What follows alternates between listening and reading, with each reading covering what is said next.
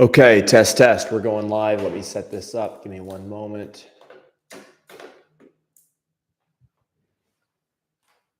Okay, let's see here. Take these off.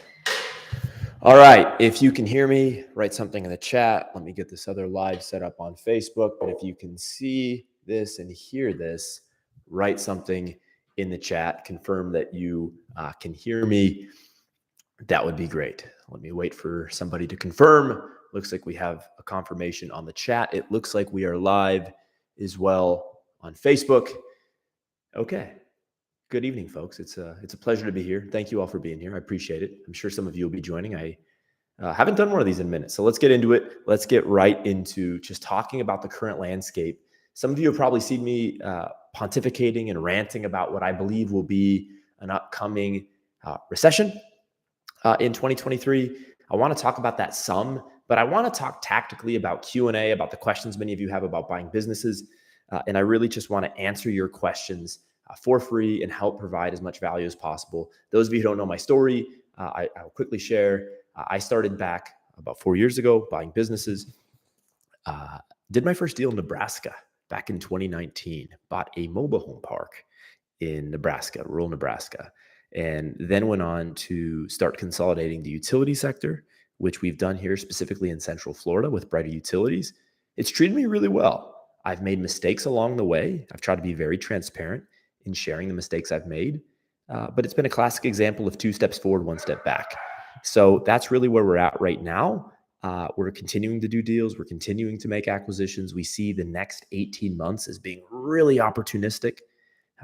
With interest rates going up, I actually think it's a glorious time to be out there making acquisitions. I'll talk about that more on this live stream.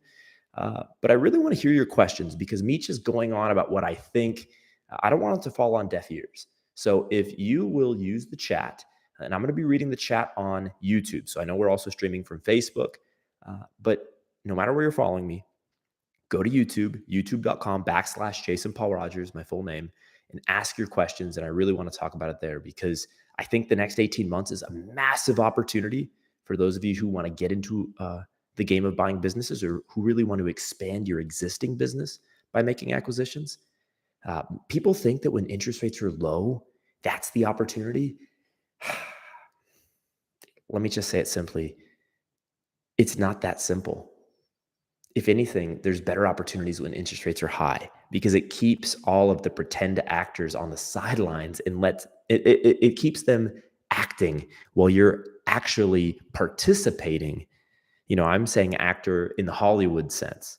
Okay. There's a lot of people that love doing deals and they're out there making it happen in a 0% interest rate environment. But when the interest rates rise, that's when the real players emerge. So anyways, with that being said, let's go to the chat here. Let's see what we've got.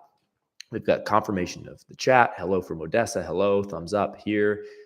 Good stuff. Good evening, Mr. Rogers. Nice to see you upgraded your neighborhood. Yeah, Mr. Rogers is upgrading his neighborhood a little bit here. Love to see it.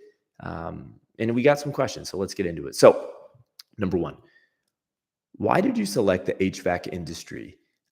Is there something important to you about that industry specifically, or it's just prime for a roll up? So let's talk about the HVAC business.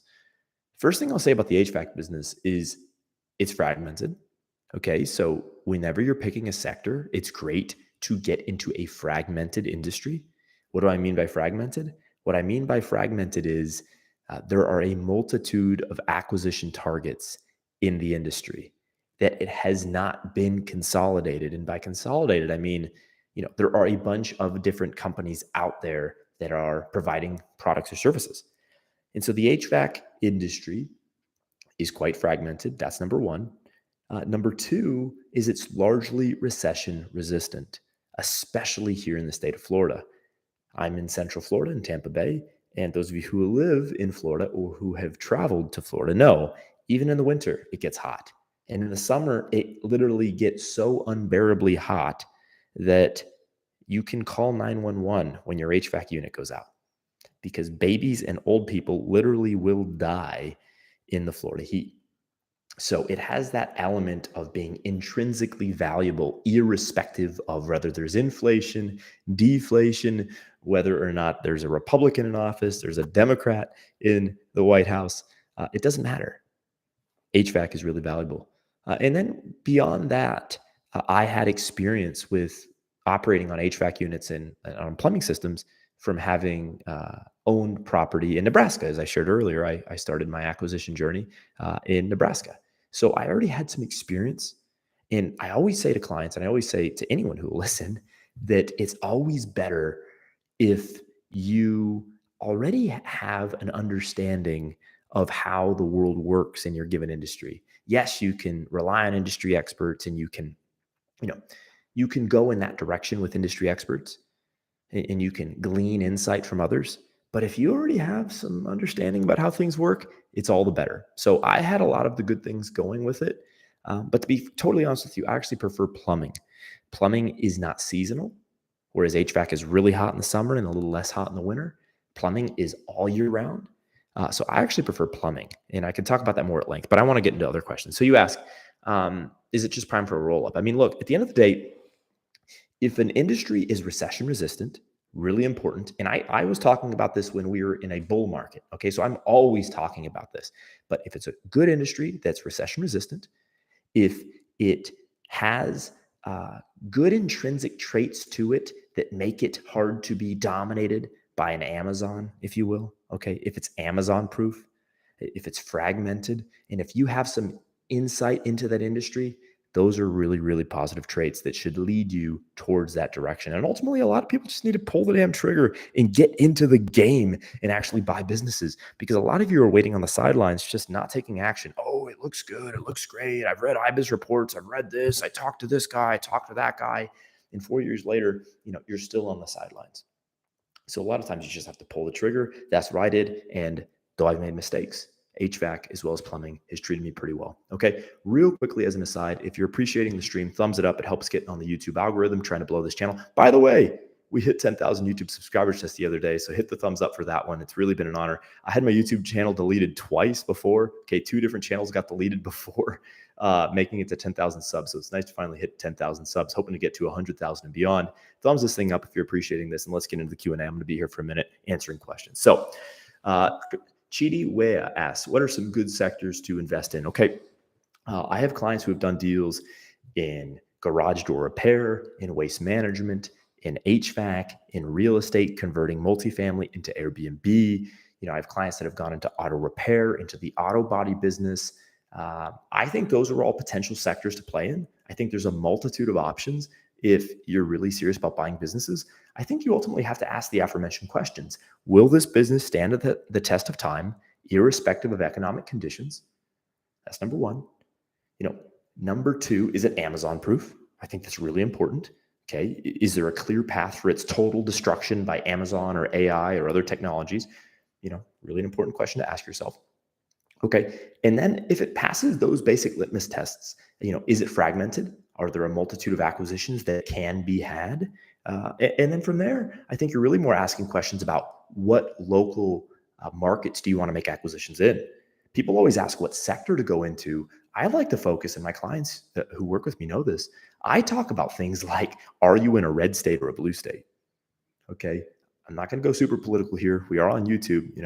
They don't like you to talk about things that are too sensitive. But at the end of the day, okay, look at what happened in California and look at what happened in the state of Florida. Just compare Disneyland with Disney World. Disneyland in Anaheim, where I'm from, Disney World in Orlando, Florida, where Ron DeSantis is leading on the way here in the state of Florida. Just look at the differences, okay? Anyone who's paying attention, who's a true entrepreneur, sees the difference. No further comment. So it's not just about what industry, it's also about where are you going to do business? Okay, where are you going to do business? Are you going to do business in a business-friendly environment? Are you going to do business where you are buying a fairly big fish in the local economy? Super important. Do you have economies of scale when you make that initial acquisition? Are there other acquisition opportunities in the local area? These are things to ask yourself. Okay, so it's a lot more than just what industry. You could go into the wrong industry and still potentially make it work if you're in a great local market. Okay, and equally, you could go into the right industry, but in a very bad local market and fail. I mean, look at Nashville. I don't know if any of you have been to Nashville in the last couple of years. I have family just a little north of Nashville, so I fly into Nashville fairly regularly. There are so many damn skyscrapers every time I go to Nashville. Nashville is on fire. Okay, you could be on almost any industry in the most recent few years in Nashville, Tennessee, and do pretty well. They also have 0% state income tax, for the record. Okay, so a lot of it is also about where you're doing business. Not all markets are created equal. Okay, it's a big one. Let's see here. Let's go up into the Q&A. If you have questions, drop them, and I'm going to get to as many of them as I can. Gusto asks, what things after or during a question you learned or didn't expect? Congrats on 10K. I think you mean during an acquisition. Did I learn or didn't expect? I'm going to assume that's what you meant. Okay, so what did I learn after making an acquisition? What I learned most notably is the importance of analyzing cash flow.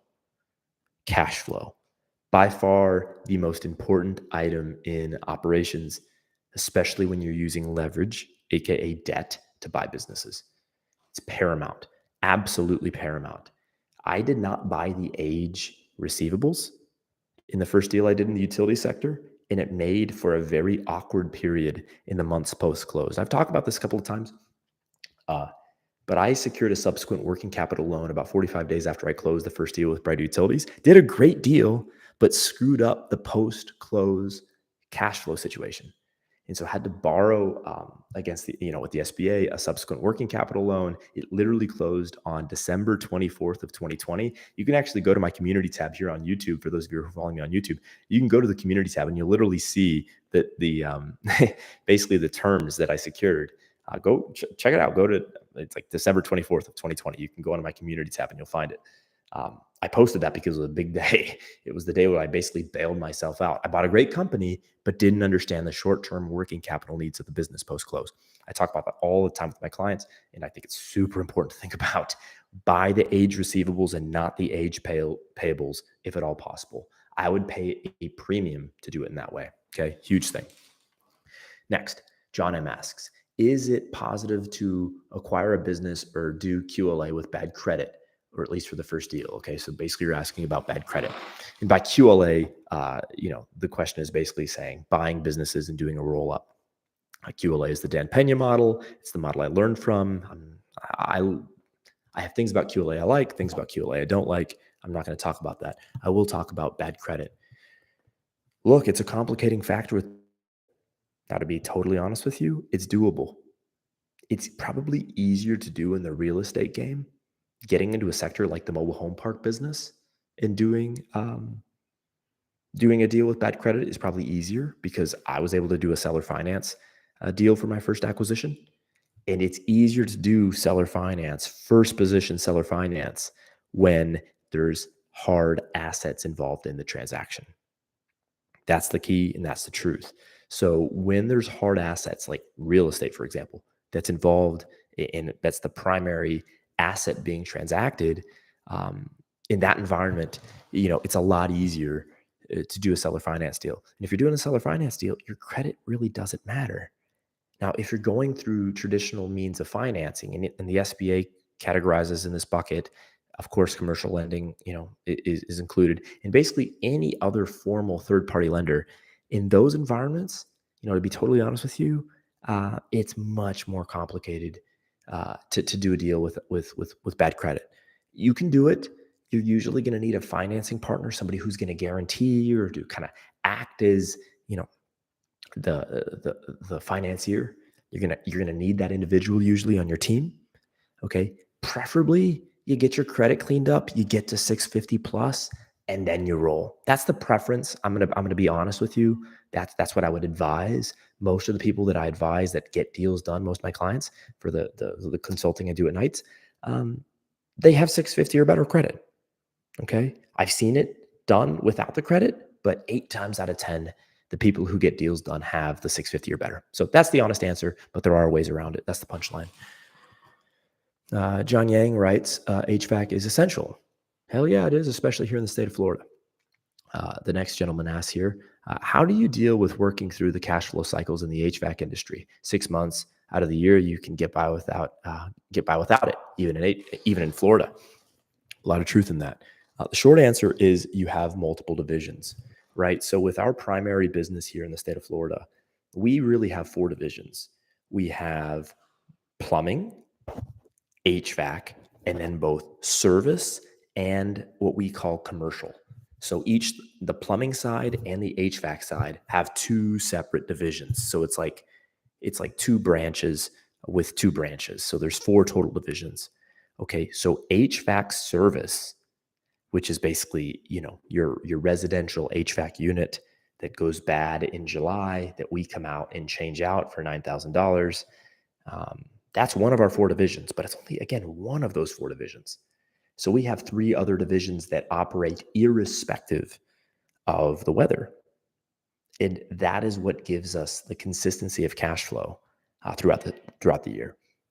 So you have to be mindful. It goes back to being mindful of cash flow. If my entire business was HVAC service in the state of Florida, then I would be building a bucket in the summer of excess cash, which I would be saving because I would know that when times got slower and tighter in the bottom end of the year, November, December, January, February, even in March, hey, I may need to tap that bucket and take a couple of dollars out to pay vendors, to make payroll, to pay insurance, to pay the benefits for my employees that help me grow the business, etc. So I'm a big believer in having a multitude of streams of income, but all of those streams of income should have these recession resistant traits. I don't mind. I mean, look, it's what? December 12th right now. Okay. I don't mind that HVAC's a little slow for us right now because I know when May hits, it's coming back. Okay. So it's seasonal, but it's not recession. The demand is fairly inelastic. People will pay for an HVAC unit in the summer when theirs goes bad. But I like that diversity of cash flow from a multitude of sectors that are recession resistant. Okay. That's my advice for you. Let's continue. Is it possible to acquire your first business on bad credit? Yeah, it is, but it's seller finance. The short of it is it's seller finance. If you're not using seller finance to get that first deal done, then the other way you can go about it is essentially to get a financial partner. A financial partner will get you there, but then you're giving away a lot of equity. So truthfully, get your credit cleaned up. If you have debt collectors chasing you, you can cut deals with them where basically you pay them a percentage of what they're after in exchange for scrubbing the inquiries off your report. There's credit guys that will advise you in going through this. Some of them are scammers, some of them are legit. So, navigate through that process wisely. But yeah, I mean, yes, you can do a deal with poor credit, but generally my advice is get your credit sorted and then go on the offensive. Build that foundation from which you're going to truly build the skyscraper. That's my recommendation, okay? Real quickly before we proceed, if you're liking the stream and if you want me to keep going through Q&A, thumbs this thing up. Thank you for being here. We hit 10,000 YouTube subscribers. We're going to go on from here. This is the 3rd chance I've had at making a YouTube channel. My first 2 got deleted. It's great to have you here. Let's keep going, okay? And let's see what's next. What's your overall plans? Just stick to acquisitions in the States or branch out to the UK, etc. Okay, to be totally honest with you, I don't have really any plans of going to the UK. I don't deem it as necessary. I like your football or your soccer. Your food sucks. I don't need to be there. Okay, there's plenty of opportunity here in the United States of America. My plan, and I'm not going to share the entirety of it because I could burn the next hour talking about our plans. But in a nutshell, we're going to continue to consolidate the state of Florida, which we're doing now and doing quite well. Hasn't been perfect, but it's going well. And then from there, we're looking at about 6 to 8 markets that we want to penetrate in the next 4 to 5 years. Those include Nashville, Houston, Dallas, Charlotte, and a couple other key hubs in what you would kind of call the Southeast / Sunbelt regions. And very similar to what we've done here in Tampa Bay, where we've consolidated quite effectively. Hasn't been perfect, but we've consolidated quite effectively. And we've gobbled up market share through acquisition and through organic growth. We're going to do the same thing in those aforementioned markets, Nashville, Houston, Dallas, Charlotte, etc. And then at some point we'll exit, but it's still years away. I'm only 31 years old, so I've got plenty of fuel in the tank. And one thing I'll say as well is once you get momentum, in my opinion, it makes sense to keep going. I hear a lot of people who ask me like, hey, Jason, you've built something. Are you going to sell? Am I going to sell? No, I'm going to keep going. I just got through the most difficult part of the process. The first couple years are tough. Let me not BS any of you. It's tough. You have to take risks. You endeavor. You put it all on the line. You make some mistakes. Even if you learn from a mentor, which I did, and hopefully you are. Sure, you learn from mentors and advisors, but at the end of the day, no. I've made most of the mistakes I needed to make. Now I'm doubling down. We're going into a tough economic period. I'm going to keep making acquisitions. We're going to keep gobbling up market share. We're going to be doing this for a long time. Hell no, I'm not going to sell. Sure, I'll sell, but not this year, not next year, not the year after that, not the year after that, after that. By 2030, that's the earliest I could probably see us selling, because there's so much opportunity. So much opportunity, because here's the thing that happens. You learn both the M&A and you learn the operation. You learn the business, right? There's the business of buying businesses, and there's the business of owning, operating, and growing businesses. They're not the same game. They're separate games. So for us, what are our plans? Is to double down on the competitive advantage from which we have. And I'm very comfortable being patient, taking 5, 10, even 15 years to really put my competitive advantage out on the table. And I'm still a young guy. I'm still learning stuff. But again, the Pareto principle suggests that 20% of the items are going to have 80% of the impact. We've made those 20% of the mistakes, and now we know better. So we want to double down. That's our plan. Okay. How do you go about recruiting a good in-house lawyer for the board? Okay. I prefer to call it the deal team, but potato. First of all, the reason I call it the deal team and not the board, and I have a video about this that's going to drop in the next few days. The reason I call it the deal team and not the board is because I believe that your board, in quotes, should actually help you do deals, not just advise you. That's number one. Okay. But beyond that, I will say, here are the keys for that in-house lawyer. And let me describe what I'm trying to help you do. I'm trying to help you avoid using a big, a Jones Day law firm. Okay. I'm trying to keep you from using Skadden, one of the top law firms in the nation and in the world, for your first few deals. I think it's a foolish decision. I've talked about why on my YouTube channel. I'm not going to belabor the point here. I think you should get a lawyer that will work with you, do the operating agreement if you're poor and you can't afford another lawyer to do that. That's what I did. I had my lawyer do the operating agreement, write up the purchase agreement, do all the legal work to do the first few deals. That will save you thousands and thousands and thousands and thousands more dollars. I had a client and I advised him against using a third-party law firm, and he ignored me, and then he got hit with a $30,000 bill, and he said, "Oh my God, I wish I would have listened to you, Jason." It's like, well, yeah, dude, I've been there, done that. I was just trying to advise you. But hey, now you get to figure, how to deal with that. Okay, here's what I'd look for. Somebody who's been in the M&A business within the law world for at least 10 years. That's number one. Number two, somebody who has a lot of energy and a lot of fuel left in the tank. Okay, you don't need somebody that's almost dead. You need somebody who's full of life, full of energy. That's a big one. Preferably, you're looking for somebody in your local geography, somebody that you could see at a Starbucks over a cup of coffee. It's not an absolute, but it's certainly a preference. And then you're looking for somebody who says, I'm willing to roll up my sleeves and do whatever it takes to help us go from 0 to 1. Those are the keys you really need to go from 0 to 1. The lawyer is super important. Without a good lawyer, you're almost dead in the water, because you're either held over the barrel by a law firm, or you're just not able to do contracts in a way that's professional, and that will leave you exposed. Okay, so those are my general pieces of advice. Get competition for any position on your deal team. That's another big one. Get competition. You want 5 lawyers competing for one spot. You want 5 accountants competing for one spot. 5 industry experts competing for one spot. Super important. You have to have it. If you don't have that competition, they will play you. They will ask for tremendous, huge sums of equity, and you don't want that. Okay, so get the competition. Give me 1 second here while I keep the throat in good position to keep talking.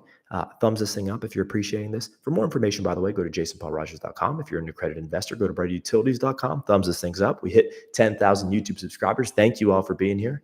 It's my 3rd time trying to build a YouTube channel. First 2 got deleted. The 3rd one made it to 10,000. Let's go well and beyond from here. We're going to do more Q&A. If you have questions, drop them in the comments. I'll be doing this for a few minutes, so I'm going to stay here for a while. So even if there's a lot of chat, I see we have kind of a busy chat. Even if there's a few people in the chat, drop your questions, and I'll do my best to answer them.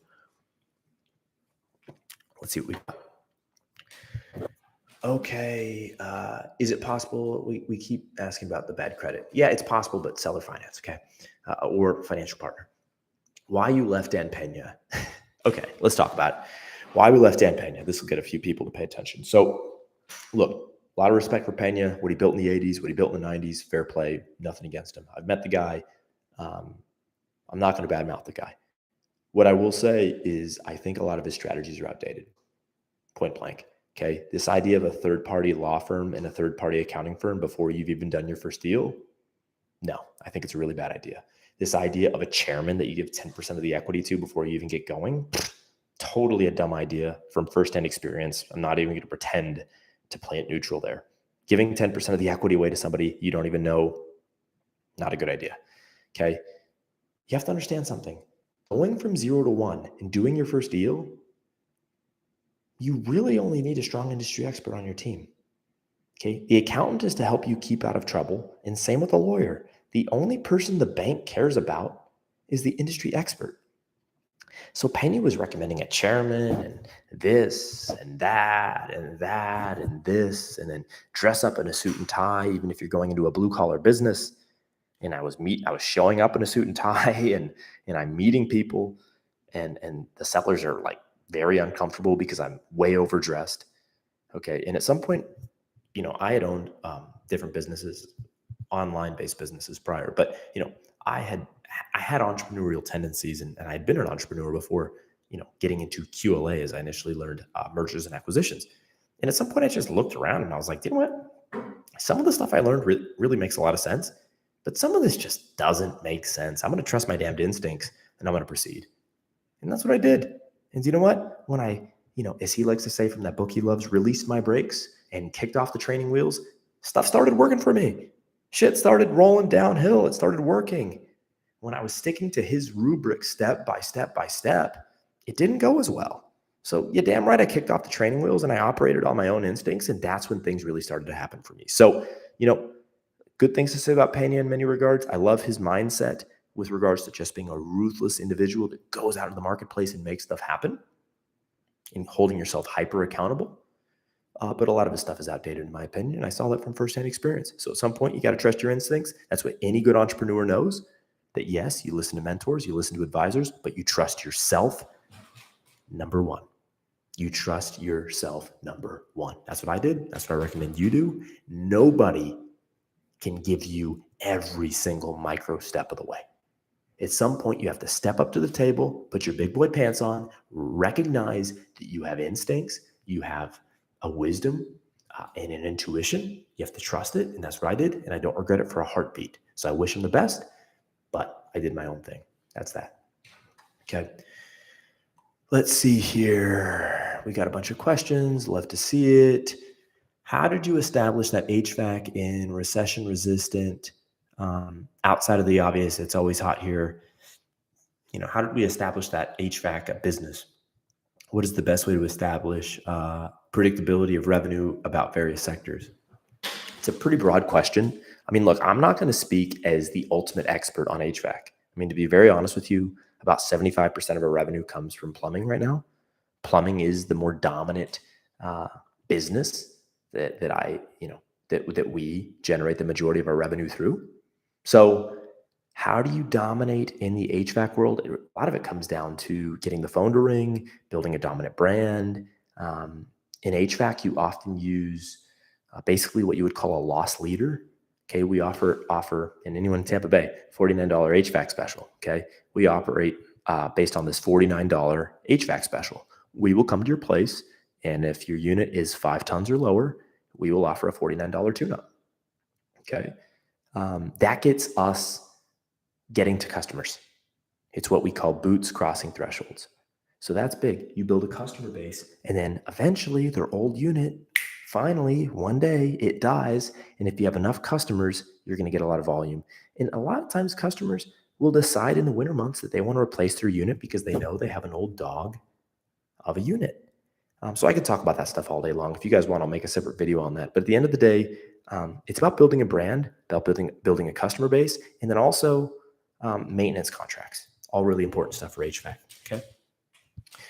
Let's see what's next. Did you get any licensing to operate your plumbing and HVAC company?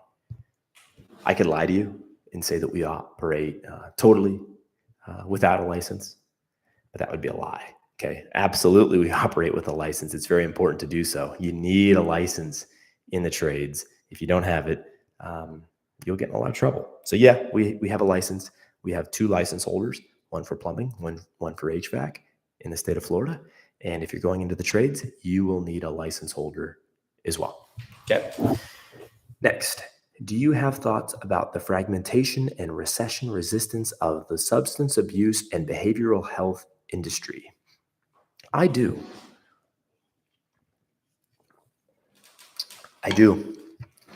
This will sound a little bit dark, but I think the world is in a quite disturbing place. I think people are struggling. I think a lot of people are really struggling with their mental well-being. I think they turn to substance to try to deal with their pains, with their struggles. I think society is going to a bad place where, men are supposed to be women and women are supposed to be men, and gender roles are fluid. And I think there are a multitude of reasons from which people use substance to help deal with their challenges. I think in a recessionary environment, when money gets tight and the money printer dies and stops working, that mental struggle will only increase. And so I think it's a good business. I think it's a dark business. I think it's kind of like owning a mortuary, where you essentially, or a funeral home business, where you essentially profit on death. But that does not take away from its intrinsic economic characteristics, which I do believe are positive. So yeah, ultimately, I think it's a positive business. By the way, any of you who are on Facebook, we're cutting this off. We're going to YouTube and drop your questions on YouTube. Love you. Bye-bye. Okay, we're going to focus on YouTube. Now, let's go to the next question. Do you think it makes sense to become a master plumber first before owning and operating a successful plumbing business to be successful? Let me ask you, Daniel Herrera, do you think I'm a master plumber? Look, sure. Is it nice to have an abundance of experience? Of course it is. In a perfect world, would I be a master plumber? Of course I would. But I'm not. Okay. I did a couple of plumbing repairs for a few months in Nebraska before I decided to buy a plumbing business in the state of Florida. What matters more is your ability to find great businesses, to build strong relationships with key vendors, key managers, and key personnel that dictate your business, and to really have the vision and the leadership to bring people in and to provide a compelling vision whereby everybody can win together. I think that's far more important than having the industry expertise. Of course, it's a benefit if you do have that industry expertise. Okay, I'm not going to pretend that it wouldn't be beneficial to know that. But what's more beneficial, and I see this all the time because I deal with a lot of business owners who have a ton of industry expertise. But, to be honest with you, they just, maybe they don't have that vision. They don't have leadership. They don't have the business understanding, the business acumen. They don't really understand how to play that CEO role.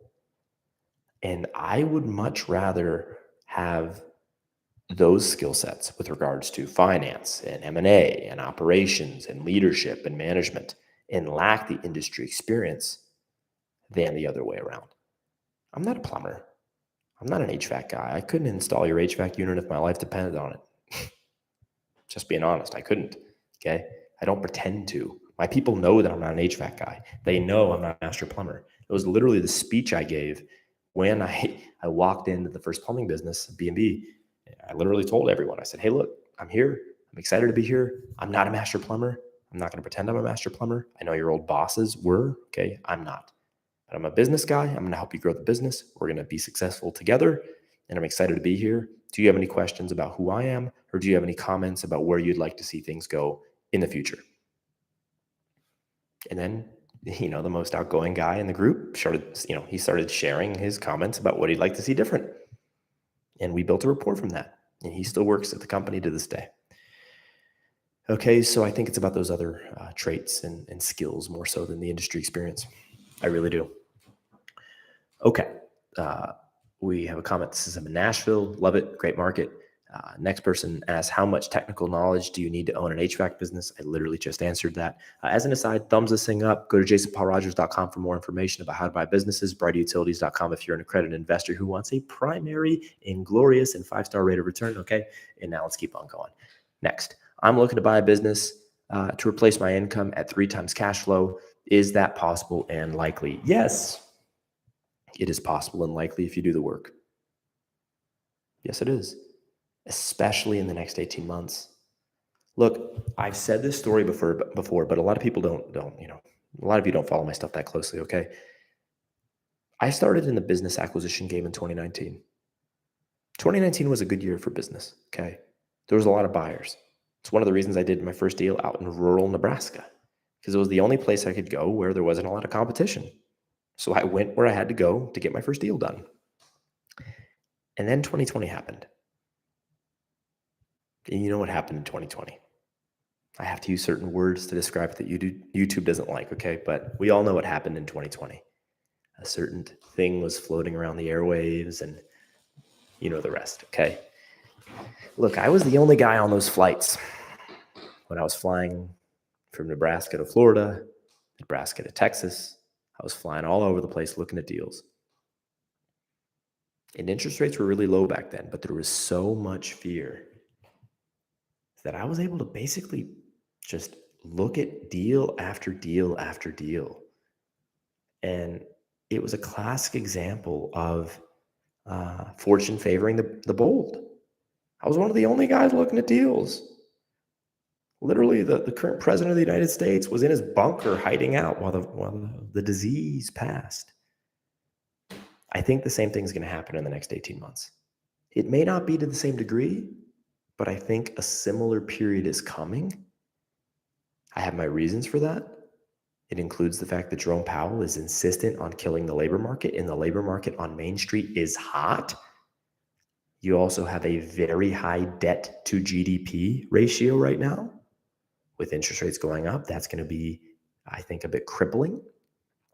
There's a lot of opportunity. So yeah, I think you can buy a business at between 2.5 to 3 times earnings right now. And I think you should. Don't work for somebody else if you're truly entrepreneurial, if you truly have it within you, that burning desire and certainty that you're built to be your own steward and captain of the ship. Then use times of uncertainty to build market share. I've seen from my own life, it's a beautiful, beautiful thing. It's very worthwhile. And fortune truly does favor the bold as long as you're smart. Okay, that's that. How should I go about sourcing out and communicating to accredited investors? I'll give you one of my favorite strategies for building a great pitch to investors and to building a small Rolodex of accredited investors that you can work with. Okay, start in your friends and family network after you practice your pitch and go to somebody that you trust, somebody that may indeed have a high net worth, and simply ask them, hey, would you mind if I practice my pitch? I have and basically explain, like, I'm trying to do a deal in XYZ sector and I'm looking to make acquisitions and da da da da da da. Would you mind if I practice my pitch? If it's a friend or a family or somebody that you know, they'll of course say yes. At which point, tell them your pitch, share the pitch, practice your pitch. And in delivering that pitch, if it's a great pitch, at some point during that pitch, their pupils will dilate, their eyes will widen, they'll focus a little bit more intently on you. And at some point at the end of that conversation or at the end of that pitch, they may say something like, wow, that was really good. I mean, could you tell me a little bit more about that deal? I have a friend, who might be interested in that. Okay. I would go to every person in your network and practice your pitch. Because by practicing your pitch as you go from 0 to 1, who's going to say no if you're practicing? If you're actually pitching somebody on the prospect of investing in your deal, it creates resistance, it creates tension, and it creates pressure. And so many of you, when you practice, you will find that pressure disappears. People, they take down the walls. They will listen to you honestly and without the walls up. And then you get a free opportunity to really rail your pitch in, to put a shot on goal, as they would say for those soccer or football fans. And if the pitch is good enough, they'll say, whoa, tell me more. I'm interested. That's what I did. You also use LinkedIn, okay? Outbound like crazy on LinkedIn. Get the LinkedIn recruiter package, type investors, accredited investors, real estate investors, etc. Blast everyone and your brother out. Say, hey, I'm doing deals in XYZ sector. It's really interesting because of A, B, and C reasons. Would you be willing to share your email so that I can keep you abreast of potential deal opportunities that we may have in the coming months? That's basically the pitch. And a percentage of people that you message will give you their email. And then you start building an email list. Of course, if you can build a social media following like this, that enhances your opportunity. I mean, I'll be honest, there may be a few investors on the stream right now. I found a number of investors from YouTube. It's awesome. It's a beautiful feature. It's one of the reasons I do this, to be totally candid. But there's a number of ways you can reach out to investors. But I would start with your friends and family network, and I would practice your pitch. And if the pitch is good enough, you will get nibbles, if not full-on bites at the hook. Okay? It's a big one. If you're liking this, thumbs the thing up. We hit 10,000 YouTube subscribers. Thank you for being here. Really want to say thank you to each of you who have followed me, who have commented, who have liked. It means a lot. Honestly, I've been YouTubing for many years now. Had my channel deleted once by my own volition because I got arrested when I was in college. That's a whole other story. I'm going to make a video soon enough talking about that, about some of my crazier stories in my life, a little bit more personal. I had my YouTube channel deleted when I moved down to Medellin, Colombia about 4 years ago. This is my third go at a YouTube channel, finally hit 10K subs. So thank you all for being here. Really appreciate it. Keep your questions coming. I really want to answer as many of them as I can. They could be about business. They could be about personal, whatever you want. I'm going to be as honest as I possibly can. And I'll be very honest with you. That's what I really have built this business and brand on, is being transparent. So thanks again. Thumbs it up if you like it. JasonPaulRogers.com for more information. BrighterUtilities.com if you're an accredited investor. Let's get back to the questions. Again, thank you. Let's see. I did not buy the aged receivables. This is someone quoting me. And he then says, you mean you left them for the owner and left it as the owner's responsibility to collect those sales? Correct. And the owner certainly was interested in collecting those sales because there were hundreds of thousands of dollars worth of aged receivables for the business. So yeah, that was a mistake. Had I bought the AR, I would have saved myself probably, I would have saved myself a bunch of headache. I'll leave it at that. But it's useful to include the AR if at all possible. Yes, sir. By the way, if you would share this stream, I'd really appreciate it. Let's see if we can get to 100 people at the time of watching. Jordan Coates asks, if you had saved 20 to 30% of the purchase price of your first business in cash prior to the acquisition, how would you allocate that money? Ideally, seller finance would also be used in this scenario. I disagree. generally speaking, and I say this from experience, service-based sellers do not want seller finance because they're afraid you're going to run their business into the ground. That's the honest truth. They're afraid you're going to run their business into the ground, and that scares them. And that's why they don't want to do seller finance. So to be frank with you, if I had 20 to 30% cash, I would just keep it liquid, show proof of funds to brokers and to banks, and then finance the deal and keep the cash liquid and continue to use that cash as quote unquote collateral to keep borrowing through the SBA and to do 2 or 3 deals with that cash. Probably do $5 to $7 million worth of deals with say $500,000 or $1 million in cash saved. That's what I would do if I had that when I was starting. I would just roll it, keep it liquid, but don't pledge it. Next, hey Jason, what do you think of the trucking industry currently? Look, I mean, in the very moment, logistics has been quite hot over the last year. It's cooled off a bit in recent months, but I mean, this time last year it was on fire. But there's a bit of a risk. Elon's working on self-driving vehicles. I think there's a risk 20 years from now about where that world is going and where that puck is heading. I'm not going to pretend to be extremely educated into the industry, but I would say simply that I would be very mindful of businesses that have a risk of being dominated and overthrown by technological advancement. So I think there's a play, but if it's beyond 10 years from now, the path in the road beyond that seems a lot more murky and a lot less clear. Okay. What is it like to meet with a lender, and how do you present your deal financial package to them? Okay. Suit and tie generally is a good piece of advice. Short and sweet. Brevity is power. So say less, make it more concise. Okay. Sell the sector. Sell the business itself. Sell yourself and your deal team. Highlight those 3 things and really emphasize why this deal will work. Why the deal will cover debt service, whether it's a bad economy, a good economy, tough moment, great moment, doesn't matter. This deal is stable. Remember, when selling to lenders, it's not about the upside. It's about the mitigation of downside. It's about selling the lender on the certainty that the deal will perform at a solid enough of a level. And so I would really emphasize my pitch on that. You don't need to sell them on, a huge $1 billion dream. Keep all that stuff to yourself. You don't need that. You need to sell them on certainty. You need certainty.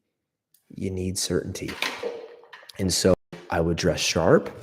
I would be professional. I would be pointed. But at the end of the day, I also think it's really important that you remember most of these presentations are not in person. They're over Zoom. So, I mean, if you want to wear a suit and then wear shorts on the bottom half, you can get away with that. It's a very different world post-COVID. And so I would be lying if I pretended that it was, the same as it used to be. It's very different. I mean, I remember, talking to bankers back in 2019. It's a very different environment than it is now. A lot of Zoom calls, a lot less in person. Okay, that's a big one. Next. What size deals and seller annual cash flows are your mentees closing?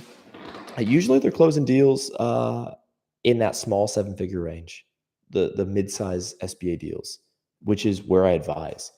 Revenues of $1.5 to $3 million per year, earnings, owner's benefit, as they call it, between $300,000 to about $500,000 a year, sometimes smaller, but that's really that range where you go from 0 to 1. It's a good place to play. I recommend it. It's very financeable, and the SBA is really built for you to go from 0 to 1. And so that's really the place where I think I know you can go from 0 to 1 and where you can get a track record. This is the key. People say, well, I want to make a lot more money than that. Well, great. Get your first deal done, build a track record, and go on from there. This isn't about, people confuse getting wealthy with the first transaction. The first transaction is about getting skin in the game and proof of concept. It's about demonstrating yourself as a competent operator, as a competent, entrepreneur. From there, you kick on. So you have to be mindful of that. But that's really the range. That's really the range that I see deals getting done at for that first deal. If you have questions, keep asking them. We're live on YouTube. I just clocked on here on Instagram. Hello, Instagram. But we really are on YouTube. So feel free to comment wherever. But at the end of the day, I'm reading the questions here on YouTube. So next, how do you structure contracts for your team to allow for letting people go with little repercussions, clawbacks, performance-based equity, et cetera? Vesting schedule, number one, if you're building a deal team. Okay, vesting schedule is huge. And really, I prefer and recommend about a 4-year vesting. So after the first year, you get 25% of your equity. After the second year, you get 50% of your equity. After the third year, 75%. And after the fourth year, the full amount. Okay, that's the big one. Beyond that, don't give your equity willy-nilly. This is why I really criticized the Dan Pena model of a chairman and 2 industry experts and 2 accountants and 2 lawyers and 3 M&A experts and yada, yada, yada, yada, yada, yada, yada.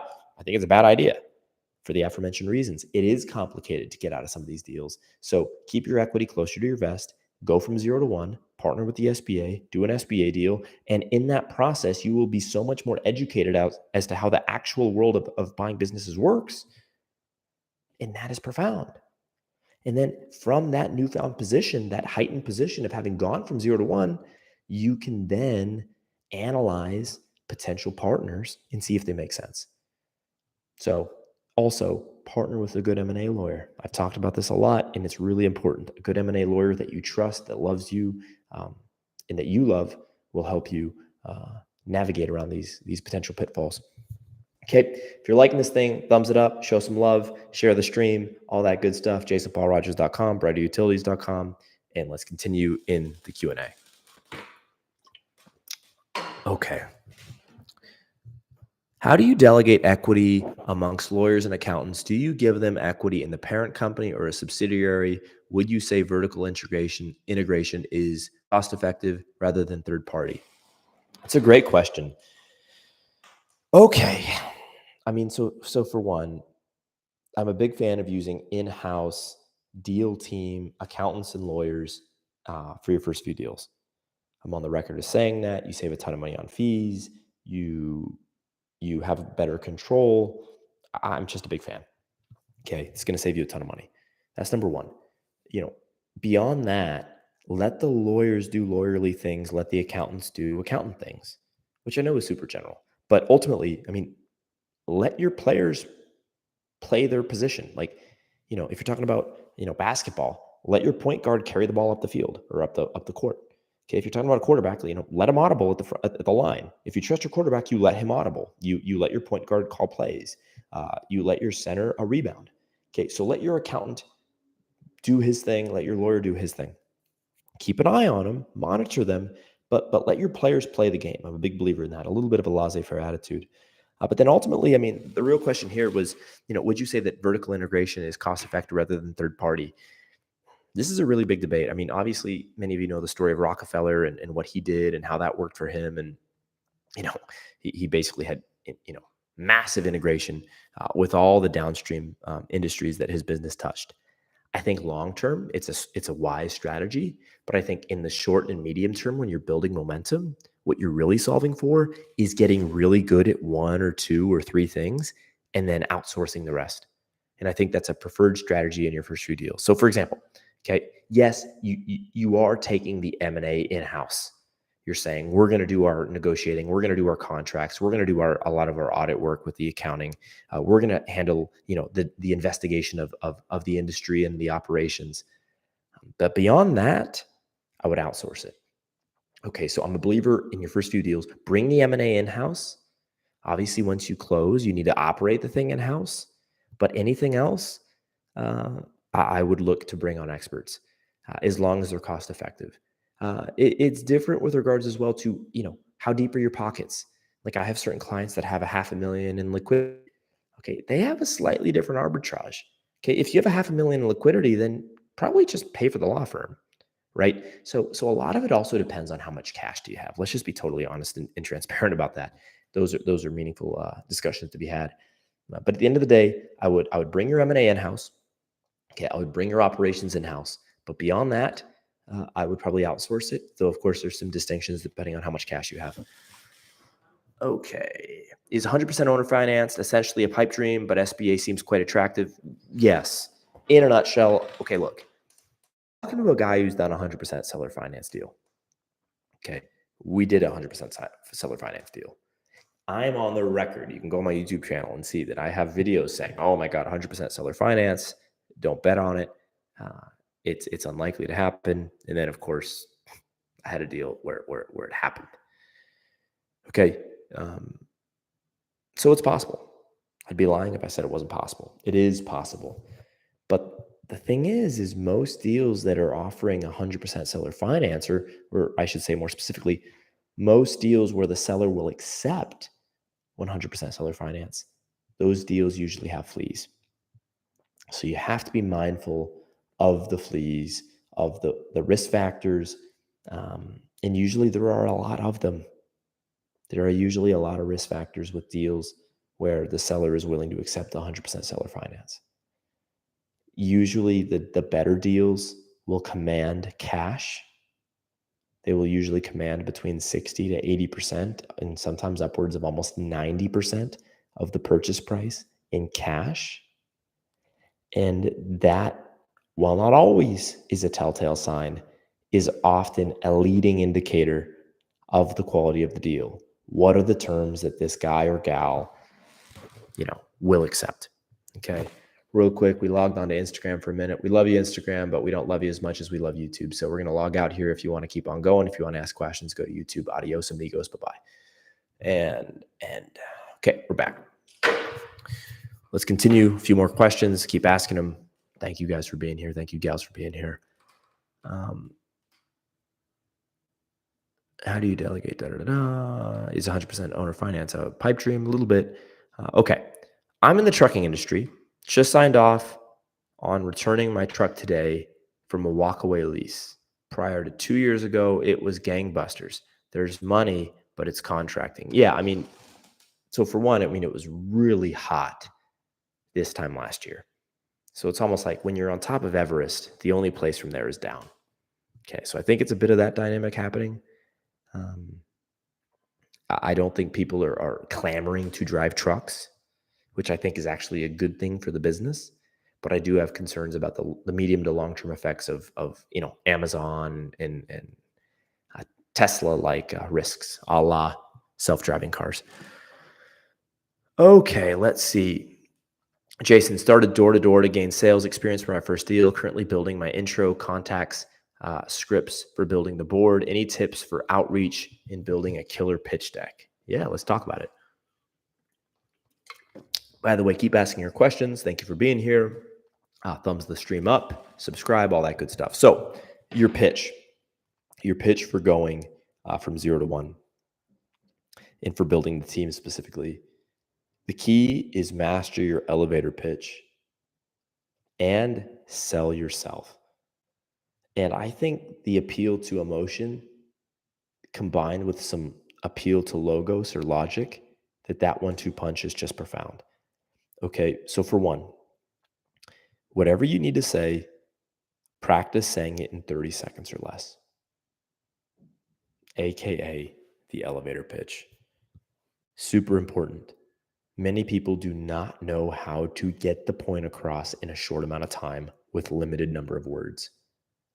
Practice this skill. Practice this skill. That's number one. Number two, okay, master the art of both pathos and logos, as the Greeks used to call it. Okay. Pathos is persuading to emotion. And for me, what I did for pathos was basically I told people, I'm going to be successful or I'm going to die trying. Literally, I'll die trying. I'm only 27. Now I'm 31. But back then I was 27. And that was my pitch. And I was dead serious about that. I told people, I'm going to be successful or I will die trying. And I'm a young man and I have a long ways to go. And I'm not going anywhere anytime soon. And there was an intensity from which I said that because, I mean, many of you know, like when you're grinding it out and you're poor and you don't have much and you want to build something, there's that grit, that hunger, that fire, that enthusiasm, that certainty that like, I'm going to get this done. I promise I will, or I will die trying. And I communicated that on my calls. On my first call, whenever I had that first call with somebody I was interviewing for my team or for the potential to be on my deal team, I let that fire burn through. And I told them, I'm going to be successful or I'm going to die trying. That was an appeal to pathos, an absolute and clear appeal to pathos, to emotion. And from there, I appealed to logos. I appealed to logic. I appealed to the reasons why the industry, the consolidation of that industry, the consolidation of that industry in the given geographic region, why those factors all tied in nicely and logically and why it all made sense. So you take the pathos and you wrap it around the logic and you hammer that home. Look, I'm going to be successful or I'm going to die trying. The mobile home park industry has a ton of baby boomers. It's ripe for consolidation. It's extremely fragmented. There's a ton of acquisition opportunities in the Midwest, and I'm going to be the one to lead this team forward. I'm going to be successful or I'm going to die trying. Notice how much ground I covered there in like 16 seconds. Now, don't talk too fast. Otherwise, you sound a little bit like a Bernie Madoff type. Sometimes I've struggled with that in the past. But that's the idea. Pathos plus logos combined, very powerful. Okay, let's see. We've got a bunch of questions here. Appreciate all the questions. Boy, okay. When buying a business, is it better to go through a broker or access off market? That's a multidimensional question with a multidimensional answer because it depends on who you are, how much cash you have, if you have more time versus more money, etc. But the short of it is there's opportunities in both ways. There are opportunities on both sides of the spectrum. Ultimately, if you're broke, market deal flow. If you have money, then work more with brokers. Brokers are usually if you're really good at selling, and if you're really good at selling yourself, use both off market and brokers. Okay, so like ultimately the answer is both. Okay, we use both. At this point, we use both. But if you're really broke and you're not that particularly good at speaking to brokers, then just go right off market. If you have a lot of money, you can save yourself a lot of time by going right to the people that have the deals. The best deals are not the ones usually that are on Biz Buy Sell, though there are a few. I had some flack the other week because I said, hey, every now and then there's a diamond in the rough on Biz Buy Sell, and people thought I was scamming people. It's like, how am I scamming people? I'm just telling you on occasion that there's a great deal on Biz Buy Sell, and that's true. I bought a great business that was literally listed on Biz Buy Sell. So on occasion, there's great deals there. But the best deals usually are what you would call pocket listings. Pocket listings are deals that brokers have that they do not share on public forums, that they only share with qualified buyers. So if you have money, you can more likely access those pocket deals, and that's a really powerful resource. But usually to get access to pocket deals, you have to either really sell yourself and come across as a true professional, or you need to demonstrate cash. Okay, let's continue.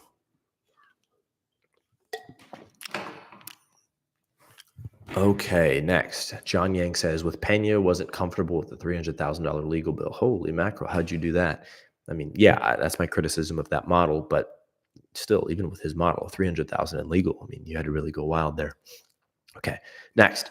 When doing LBOs, aka leveraged buyouts, where you may need to get the equity investors. In other words, where do you go to get equity investors for low figure deals? How have you been able to get committed investors to put up 20% to 30% of the equity, despite you not putting up any equity? So for one, I like to use back-end second position seller finance to reduce the equity requirements. That's the first one. Okay, so in theory, you have the first position lender go 60 to 80%, You then have second position debt go another 10 to 30%, and then you backfill the equity on the back end. You can also do, and we flirted around with this, though we've not executed on this yet, though we've gotten close, majority buyouts, whereby you may buy 60 to 80% of the deal and have the seller maintain 20 to 40% of the equity. And in this scenario, the seller retaining that 20 to 40% essentially acts as the equity. You may need to raise a little bit from a third-party investor, but a lot of the equity is already there on the cap table. And by the seller staying on as, say, a 20 or 30 or 40% holder, there is existing operational experience that is staying on the cap table, and this makes lenders and investors alike more comfortable. So there's a few ways around it. Okay, those are a few of them there. Been following you since you started, man. I run sales outreach for companies, getting them in front of CEOs, owners, and close deals. How does your outreach work, or referrals at this point? So to be honest, we get a lot of referrals. It's nice to have a track record. I'll say that. Okay. When I started, it was all about knocking on doors, ringing the phones, just hitting it, outreach. But at some point you build a track record, and now we're pretty well known in the state of Florida. So we get a lot of off-market deal flow, which is really great. We get a lot of those pocket listings I just referenced. So sure, we still do outreach. We still do off-market, but a lot of deals come to us. You work hard, and at some point you get momentum. So that's kind of where we're at now, where we do outreach, but we also get a lot of deals come to us. It was different when we started. Someone writes here, you got to go for that kiss, and sometimes you get rejected, but that's the game. I largely agree, but knowing when to go for the kiss is really important. And this comes from a guy, as some of you may know, who used to teach dating. So timing is everything. This is along with arranging the seller finance aspect as well. As far as I'm aware, most investors have no skin in the game. I don't really get the comment, but okay. I mean, they have the skin in the game as far as they put in the cash. So if you totally fail on the deal, then they lose their investment. So I would say they do have some skin in the game, but I digress. Real quickly, thumbs this thing up if you're appreciating the stream. jasonpaulrogers.com for more information. Subscribe to my newsletter, and you will get a free deal calculator. It's pretty damn good. So if you haven't gotten it yet, I would go to jasonpaulrogers.com, sign up now. Just put your email in, you'll get it. BrighterUtilities.com if you're an accredited investor. Let's get back to the Q&A. Ask your questions in the live Q&A, and I will get to them. And let's roll. So let's see. You have a background in psychology. True. I studied at UCLA and Stanford. Is there a reason why you didn't select an industry in alignment with that seeming interest? I have a background in philosophy, education, and behavioral health. Okay, look. I studied at some of the two best institutions or educational facilities, aka universities in the world. A lot of the psychology study is just bogus, and I won't go all about that because most of you aren't here to hear my thoughts about the quote unquote scam of the university system. But let's just say I was disenfranchised and I was ready to be a true entrepreneur. Okay, I'll leave it at that. Let's continue. And my better half here is bringing me some liquid refreshment. Thank you, Miss Angela, who, by the way, is an acquisitions entrepreneur. You want to say hi real quick, Ange? No? Oh, a little giggle, but that's that. Oh, there she is. I was watching on my phone. Good. Be sure to thumbs up the stream and go to jasonpaulrogers.com to get your free deal calculator and all that good stuff. Accredited investors, brighterutilities.com. Yep, share the stream, all that good stuff. Okay, we're back. Sorry, having fun. So that's why I didn't really double down into psychology. It's just, I had enough. I'll put it that way. Kendall Lecky asks, did you give equity to your deal team for the company you purchased or from your acquisition business, and how much of it, if you don't mind sharing?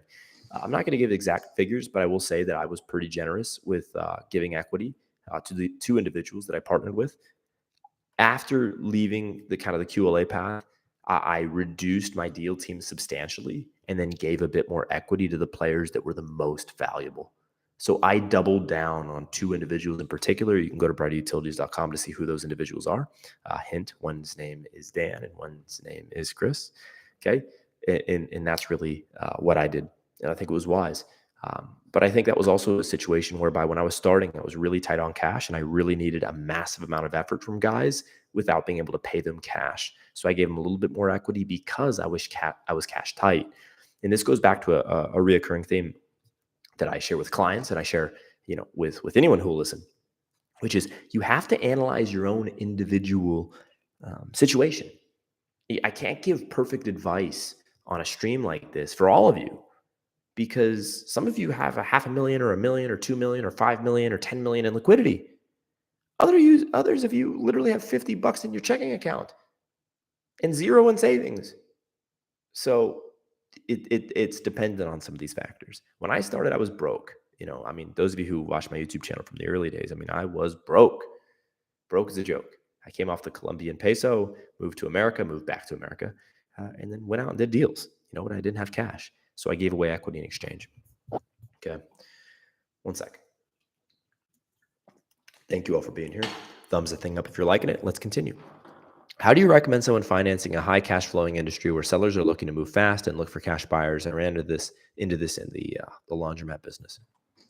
Well, my friend, I will say to you that these recessionary times may treat you well. Okay.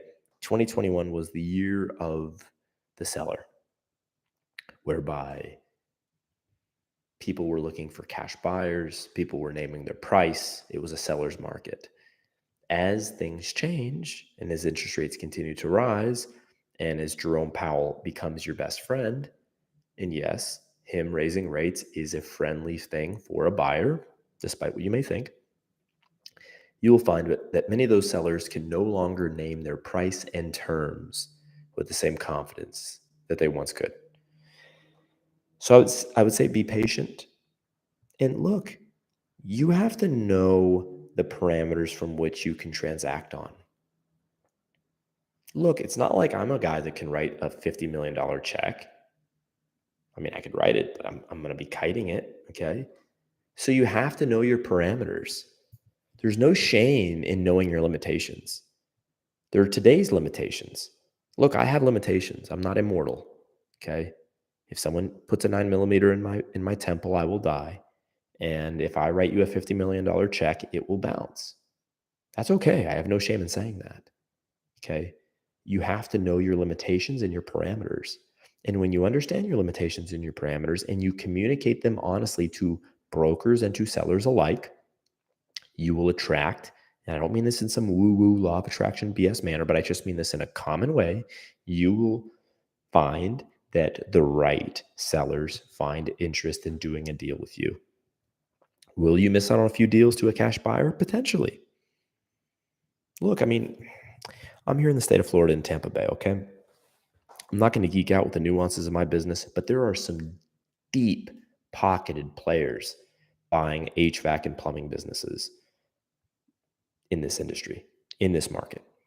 One of our biggest competitors, literally, I got a text message this morning from my industry expert saying, hey, I don't know if you know this, but ABC player just got bought by XYZ acquirer. Both are major players. The seller is probably doing $15 million a year in revenue and about $3 million in EBITDA. And the buyer is probably doing between $50 to $100 million a year in revenue with 15 to 20% to the bottom. EBITDA is not quite the bottom, but whatever. I'm not going to geek out on EBITDA and all my thoughts on that. Okay, we're not doing that much right now. We're doing well. We probably have about 8 million, 8 figures in assets under management, close to that, right around that 8-figure mark. But we're not doing 50 million a year. I'm on the record. It's not where we're at. That's okay. The buyer that bought this player in town, we to be honest, we called him. We did try to buy him. But I also knew we were a bit of an underdog. And we've had a few of those where we've swung for the fences and we've come up short. It's okay. So don't compare yourself to the multi-billion-dollar private equity firm. Compare yourself as far as learning what they do, how they do it, how they navigate, how they analyze deals, how they make offers, like any insight you can learn, how they operate, how they integrate post-close. Yes, learn as much as you can. But it is you versus you. It's about growing this year versus last. It's about making year-over-year progress. It's about making the acquisitions where you can dominate the playing field, being a flat track bully, if you will.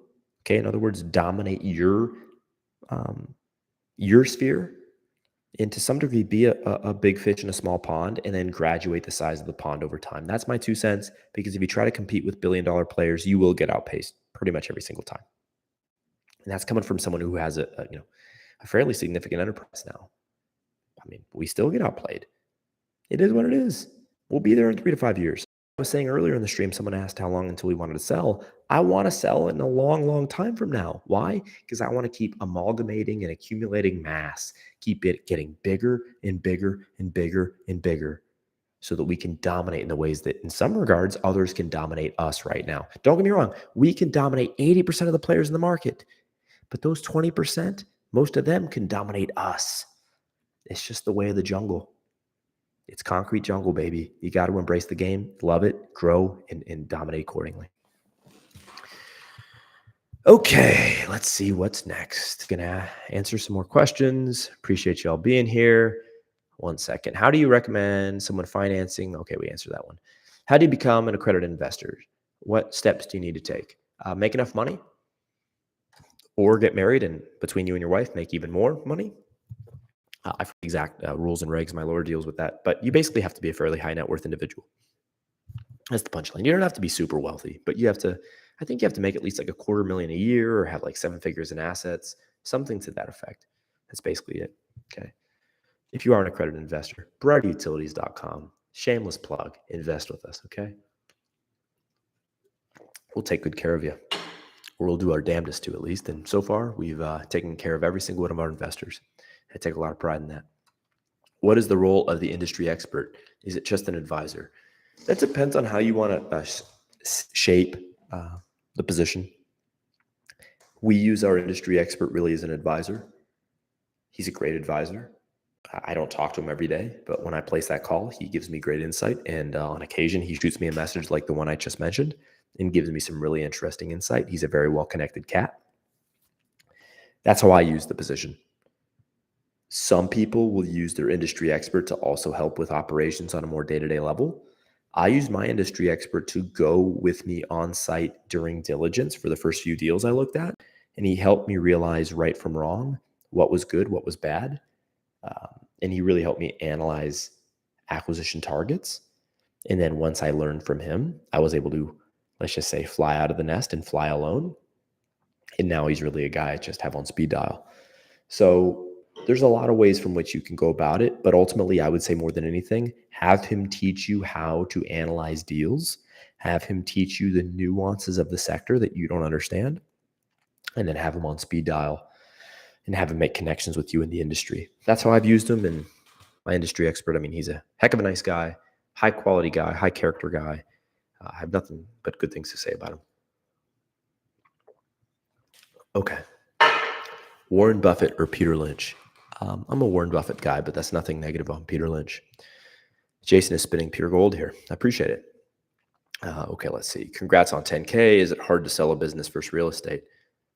I mean, a lot of it depends on the market, depends on how much you're asking. It's kind of a loaded question. But ultimately, I'd say real estate is a bit easier to sell than a business because there are more buyers in real estate. I mean, this, by the way, is probably the biggest reason why I'm a big fan of mergers and acquisitions for wealth creation, is because, for one, you can buy a business at 3 times earnings. You buy real estate for somewhere between 7 to 20 times earnings, sometimes even more than 20 times earnings. So the return on investment is much greater in business acquisition than it is real estate. And also, everyone's heard of a real estate infomercial, like, flipping your way to gold, or, real estate wholesaling. Like, everyone has heard of somebody who made money in real estate. But I bet you if you asked 5 of your friends and family, unless if they're into this kind of content, I bet not all of them have heard of mergers and acquisitions. If you say M&A, not everybody's heard of it. And so even with content like this somewhat proliferating online, there's many less buyers in the business acquisition game. And that in and of itself creates a more favorable supply v demand curve with regards to being the buyer in M&A transactions. And that's one of the reasons I love it. Okay, let's see. If you don't include the AR, wouldn't that de-risk the deal? Short answer, no. It's always good to have cash coming in. Don't have to worry about not being able to collect. Trust me, like, collecting the money is not the biggest problem, and reduce the purchase price at the same time. Okay. No, here's the thing, if it's 90-day plus AR, that's different. Okay. I'm not talking about what's going to become bad debt on your tax return. I'm talking about 0 to 30-day AR, or 30 to 60-day AR. In other words, the aged receivables that are highly collectible, whereby simply put, the customer is going to mail you the check. Like their AP, their age payables department is literally writing the check now and putting your address on the envelope, putting a stamp on it, and putting it in the mail. No, I want that money coming. Okay. I'm not talking about buying their 90-day plus AR. I'm talking about buying their good AR, the cash flow of the business, the lifeblood of the business. Huge distinction there. I hope you understood that. Okay. A few more questions. Would you buy your first business with down payment from your savings or just find an investor in the first one?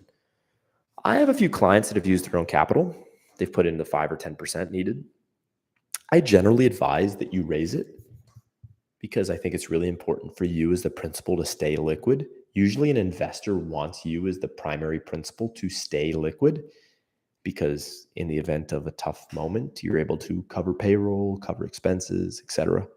Okay, I like to keep my personal lines of credit untapped. I keep cash on hand. These are things I do because it's just good for the business. It's good for me. It's good for the company. It's good for everyone involved. Okay. So I would recommend, generally speaking, that you do the same. But look, it's not to say that you can't use your own cash. I mean, at the end of the day, you have to remember, you're the entrepreneur here. And by definition, therefore, you have to make decisions that are good for you. And sometimes the pain in the neck associated with going out and raising third-party capital, it's just not worth it. And you said, you know what? I got a bunch of money laying here. I'm going to use my own cash. God bless you. Who am I to tell you that you can't use your own cash? Right? So it's not a one-size-fits-all situation. Using the SBA and buying a construction biz, how do you work around to get a general contractor's license or biz that would need a Class A license? Okay, so I know a lot about construction because I'm somewhat in that business. Give me 1 second here. By the way, if you would share this stream, I'd really appreciate it. Those of you who have gotten some value out of this, share it on your Facebook thread or Facebook page, all that jazz. Okay. You basically just find a third-party license holder and you strike a deal. I don't want to make it overly simplistic, but it is that simple. Okay. If you go onto almost any state's licensing website, like I think in Florida, it's the CSLUB, the licensing board website in the state of Florida. I don't know exactly what it is, but it's like basically the state of Florida licensing website for the government. You can search every single license holder that holds a given type of license in the entire state. It's all public record.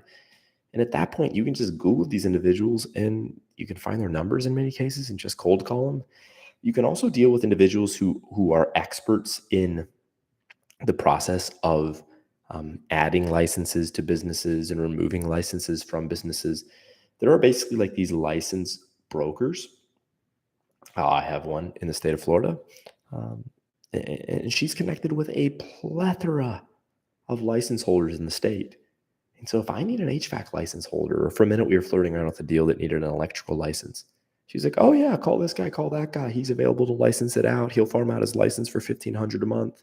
Yeah, call him up. Here's his number. It's networking ultimately. But not networking in the sense of like you put your name tag on and like enter this like huge, conference room in the Marriott and like jerk around and talk to 1,000 people, none of whom provide value. I don't mean networking from that perspective. I mean like true networking. You talk to the one right person who introduces you to 5 of the right people. And, it's basically professional networking. There's this whole myth about networking and, a lot of these seminar salespeople are like, oh, come to my seminar and you're going to introduce yourself to all these other people that spent $3,000 on the seminar and you're all going to get a ton of value from one another and you're going to introduce yourself to people and it's going to be great. And no, real networking is about meeting the 1, 2, or 3 right people that connect you to the 1, 2, or 3 right people that introduce you to exactly that which you need or give you that which you're looking for. Okay, so I would basically connect with these licensing brokers and go from there. But there's a lot of people that will farm out their license and sell their license to you for somewhere between 800 to 2,500 a month, depending on the license and depending on how aggressive they are in their negotiation. And like anything, the more options you have, the better deal you're going to get. You can also sometimes give them health insurance, vision, life, dental insurance. Sometimes if you have a big place, like we have a fairly large property, we give one of our license holders a free kind of like little slip where he parks his boat rent free. So we reduce that from his tab, or from the tab we pay him rather. So like there's a bunch of ways you can kind of work a deal. You gotta look at all your resources and do a good old fashioned trade. That's my recommendation. All right. Thank you all for being here. Appreciate it. Thumbs the thing up. Let's keep rolling. Thanks, Jason. Been following you since before you bought the Nebraska property. Good to have a long-term follower. Really appreciate the time you put into your YouTube channel. Well, by the way, I mean, we're going to be doing a lot more of it. We put together this nice studio. I just moved, got a bigger place, and really going to be doubling down into the YouTube channel now that we hit 10K, and going to push on to get to 100K. Really think I can and ultimately will. We'll see how long it takes.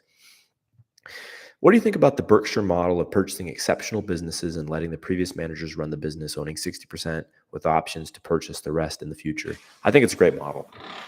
Short answer is I think Warren Buffett is an absolute genius.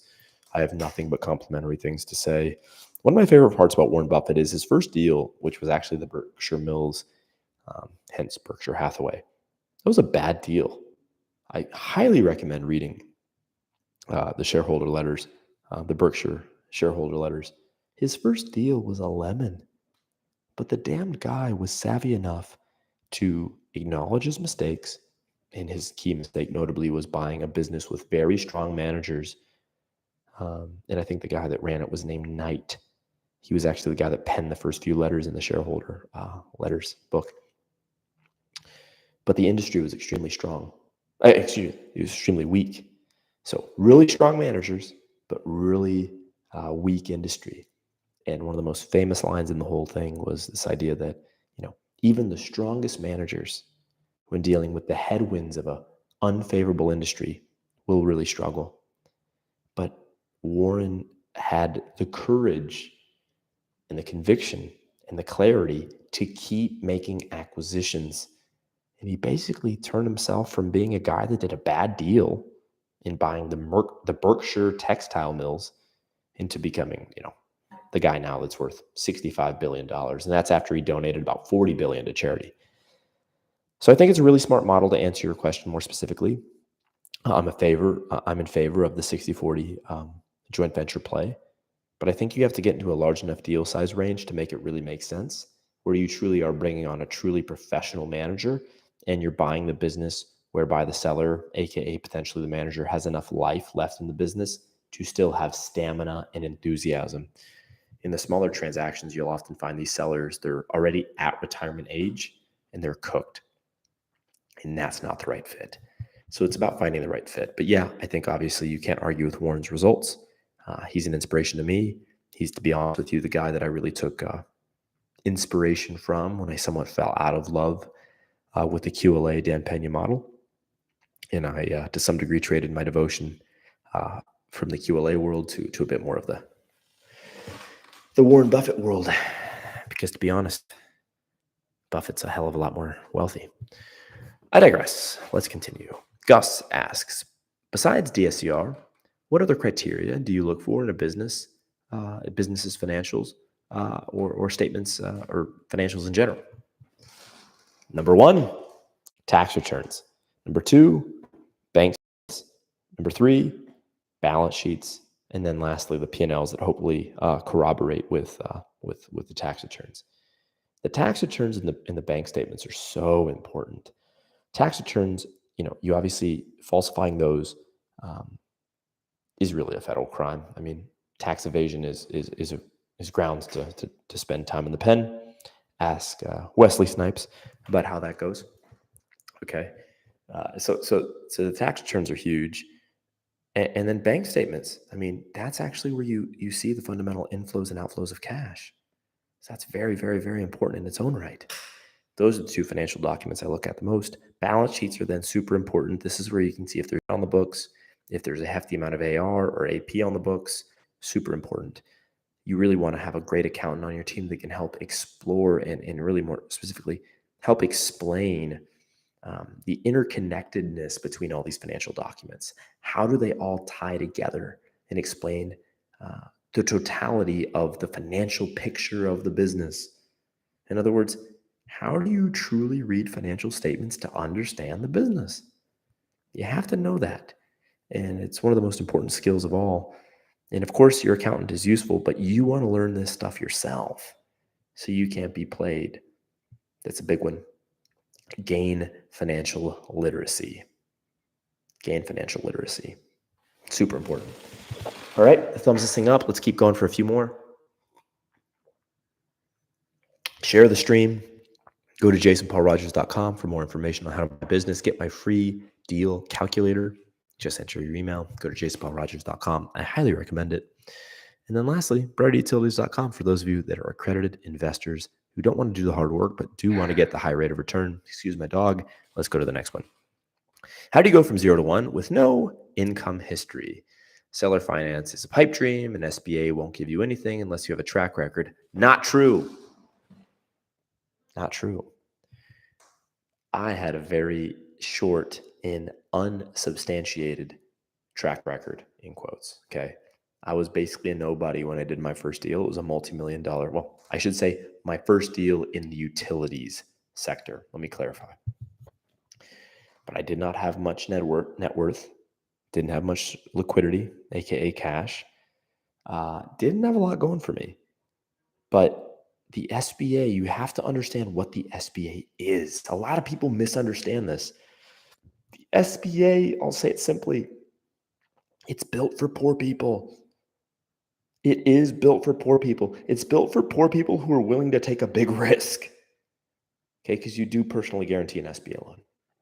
Let me just get that out there. You do personally guarantee an SBA loan, but they will give you the damn money if you can sell yourself decently well and if you're willing to sign on that dotted line. The SBA is built for employees to make the jump to becoming an employer. That's what it's for. So you'd be surprised. I joke and laugh, but it's true. And at some point, maybe I'll just have to post them all over the internet to prove it. My 2018 and 2019 tax returns showed me making somewhere between like $8,000 to $20,000 a year in income because I'd been living in Colombia off the Colombian peso. So my tax returns showed very, very, very minimal amounts of income. And yet I got a multi-million-dollar SBA loan. And after that deal closed, I was thinking my credit score was going to collapse. Instead, my credit score went up 60 points. I went from like 720 to 800. They're like, oh my God, how did this goofball pull off $2 million in change in finance? We're going to give him a higher credit score. So you'd be surprised, my friend. And I will give Pena credit here. This is a great line. Never underestimate how wrong you can be. Never underestimate how wrong you can be. Okay?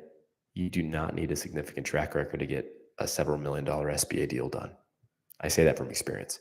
And anyone who doesn't believe me, I will post my tax returns and show you I made very, very, very minimal amounts of money when I was living down in Medellin, Colombia. I mean, I was living off the Colombian peso. Anyone who's traveled to Latin America knows, you don't make $1,000 a month in cash and you're doing well down there. So yeah, it's surprising how easy it is. It's actually easier to do your first deal. I'm going to talk about this more in a YouTube video I'm going to be posting in a few days. It's actually easier to do your first deal through the SBA than it is to do subsequent deals through the SBA. They are more judgmental once you have momentum. Their theory is they don't want to risk taxpayer dollars on somebody that's already established. They want to risk taxpayer dollars on creating new entrepreneurs that in theory are going to create new jobs and stabilize existing jobs. I don't necessarily agree with the logic all the time, but you got to take it for what it is. Okay. The SBA is built for you to go from 0 to 1. It really is, my friends, and it's easier than you think. There's not a lot of things in this world that are easier than you think, but going from 0 to 1 through the SBA truly is. And whether you work with me or don't, do whatever. It's your prerogative. Just telling you, it's wild, but it's true. Okay, Paul asks, am I correct in understanding that cash flow is technically pre-tax? Yes, that is correct, since the cash is earned in year 1 but paid out in year 2. I mean, I think you're talking about money that's earned at the end of one taxable year that doesn't actually get collected to the next taxable year, in which case that's also true. But yeah, it's pre-tax. You're talking about pre-tax earnings. Yes, sir. And then number 2, so if you're buying a business based on that, the tax expense lags behind by 1 year. Yes, theoretically that's true, though, notwithstanding you buy businesses by making asset acquisitions. In other words, you use an asset purchase agreement, then you will get a plethora of write-offs in the transaction. And for the first few years, you will not have to pay taxes. Like the way the tax code, look, you can be critical about the government. You can be, critical of a lot of things, but the tax code is clever. It absolutely does. And I've learned a lot about the tax code and a lot about how taxes work and that whole game. You really learn the importance of this as you continue to do deals. But the tax code incentivizes growth. If you're growing your business and you're reinvesting your money back into your business by doing more acquisitions, investing in assets, vehicles, equipment, etc., you will get write-offs. And in getting those write-offs and securing those write-offs, you will essentially defer paying taxes by and large. Your interest is a write-off. Your amortization, which is another basically form of debt cost, that's a write-off. Your depreciation is a write-off. What you pay yourself, as long as it's through a salary, is essentially a write-off. Any legal fees you can write off. Any accounting fees for diligence work you can write off. Other due diligence expenses you can write off. Appraisals you can write off. Real estate appraisals you can write off. Business evaluations you can write off. SBA loan costs you can write off. All the origination fees with regards to loans you can write off. You can write off a ton of stuff.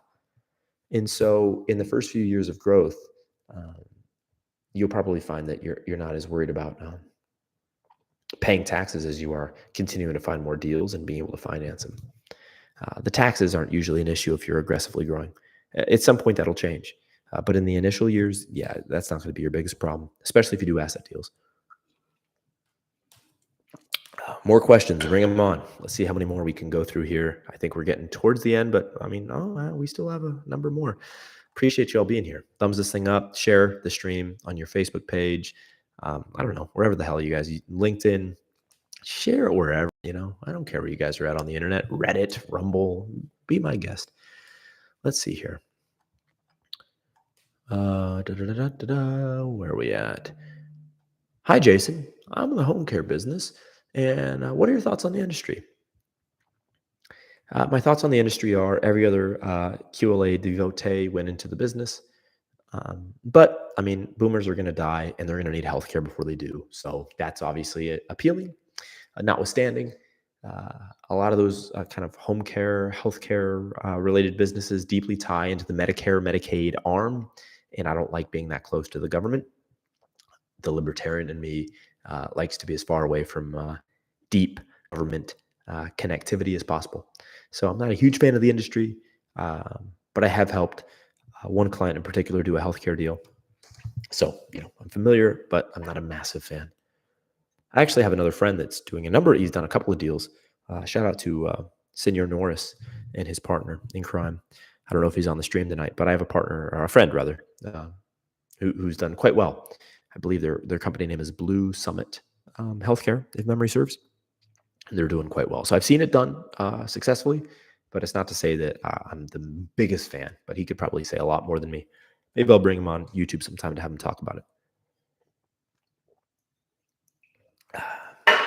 Next.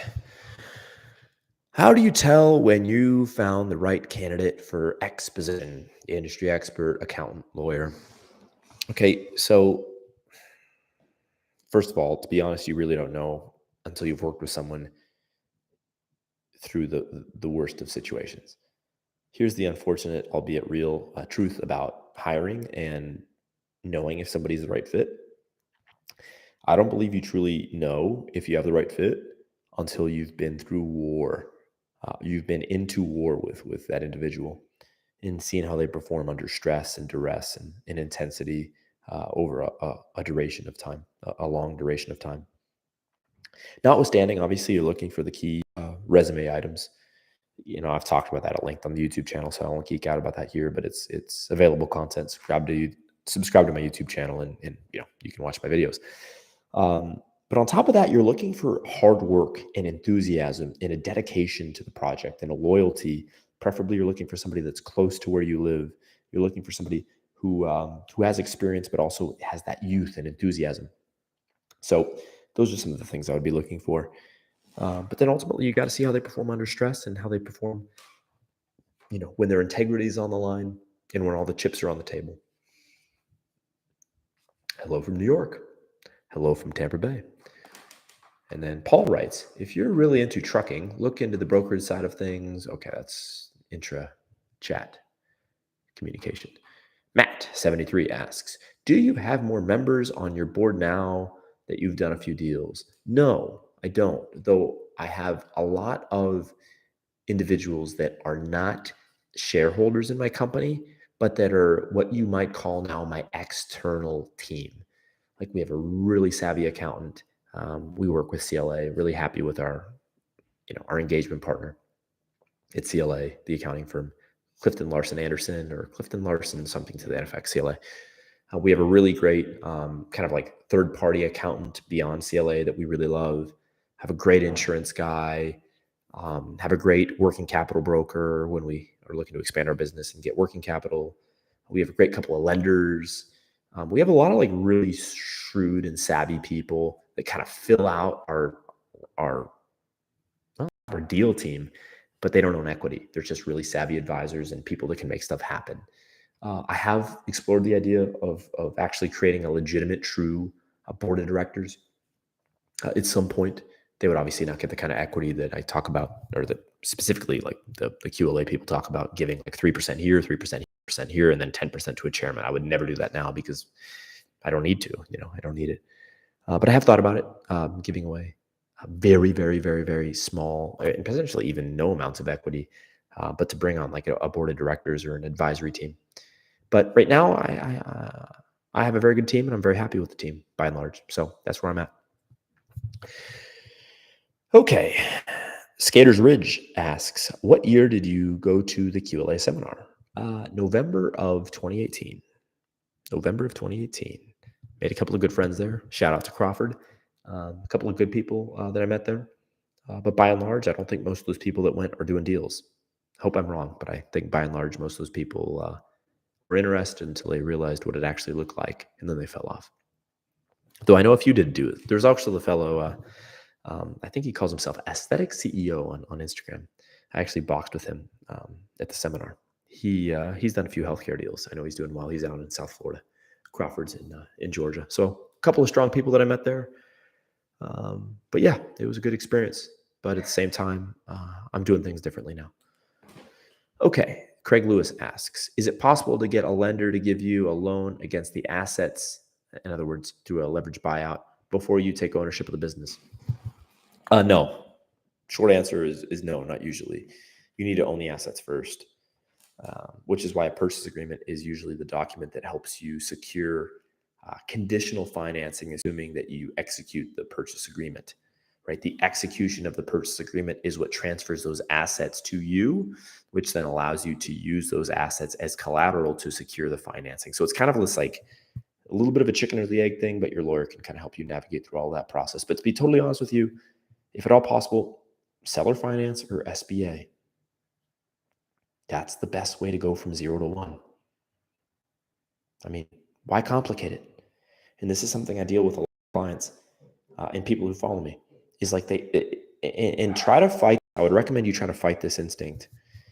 This instinct to kind of reinvent the wheel.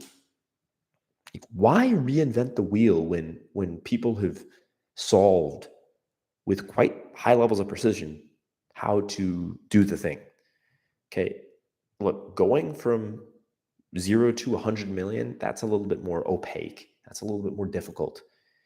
Okay, going from 0 to a billion, again, more opaque, less obvious. But going from 0 to 1, quite clear, quite obvious. No need to reinvent that wheel. So you don't need to do some clever LBO. Like, do an SBA deal, do seller finance. That's all there is to say there. Have you helped anyone in Canada, and what is the difference with USA? Yeah, I've had a couple of clients in Canada. We've had some deals happen in Australia, a couple deals happen in Europe. Canada, I don't know that we've actually had a client do a deal in Canada. But I mean, Canada, Australia, and Europe, they all have a lot of similarities. It's not as favorable for doing deals. It can be done.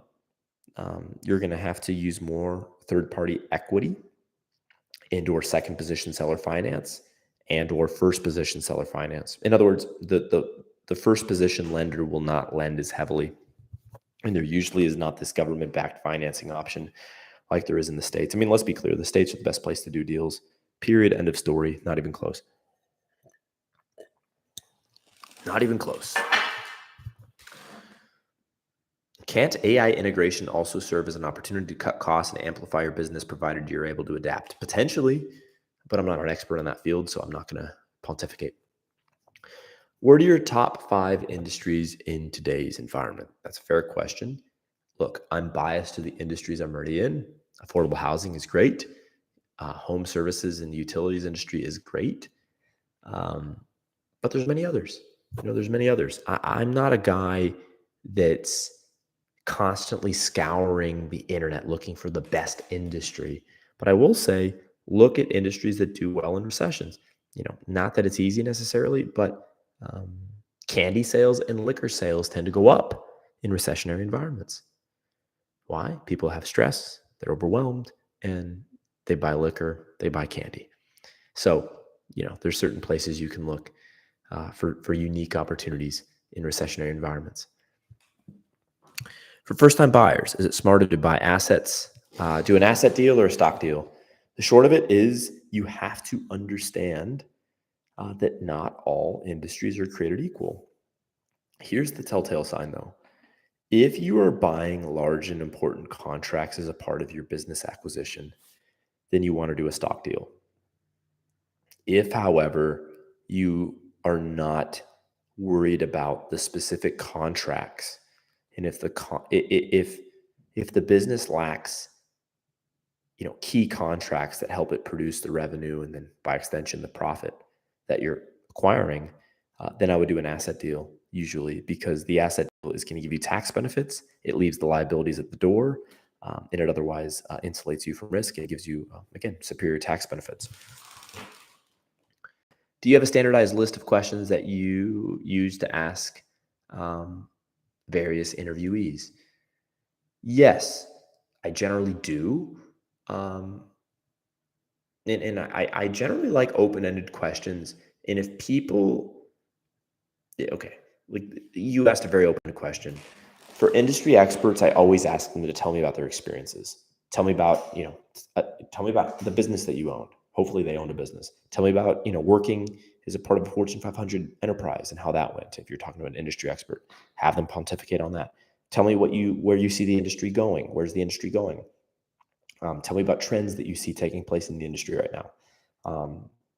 Asking a bunch of those types of questions is really important. And then for the accountant, ask them about the kind of did. Tell me about, the kind of work you did. Was it tax work? Was it audit work? About the job. What did you not like about the job? What are you looking for out of your next venture? Great question. What are you looking for out of your next venture? Make sure that there's an alignment of interest and that, you're all looking to go in the same direction. Oh, I'm just looking to kick my feet up and be an advisor. Well, you may not be the right fit. I'm looking for somebody that's willing to roll up their sleeves and get the job done. Okay, so those are a few. Paul asks, by getting involved in the psychology industry, I meant rolling up those businesses. Meaning it seems like you have an interest in psychology. Is there any some reason you get away from it entrepreneurially? No real reason. I mean, I know people that are, rolling up like addiction centers and stuff like that. Look, my father was in the roofing business. I worked in the roofing business from like age 12 to 20. So I felt comfortable in blue collar. I made my decision. I stuck with it. That's that. In general, what principles should be acknowledged to expand a business? An emphasis on sales and marketing. An emphasis on sales and marketing. That's how you expand a business other than M&A. Sales and marketing. And recruiting. That's the third one. Sales, marketing, recruiting. Sales, marketing, recruiting. Those three core pillars are the foundational pieces of growing the business. You add M&A to that, you can grow fast. But have cash on hand and make sure you understand your cost to acquire a customer, your cost to do business, because exponential and rapid growth can be very costly if you're not careful. And you always have to walk that line of growth, absolutely, but don't grow so fast that you're still expending for the acquisition of customers, but you've yet to take in that cash. There's businesses that have these great potentials for growth, but they try to grow so fast that they have cash flow problems. So you have to be mindful of that.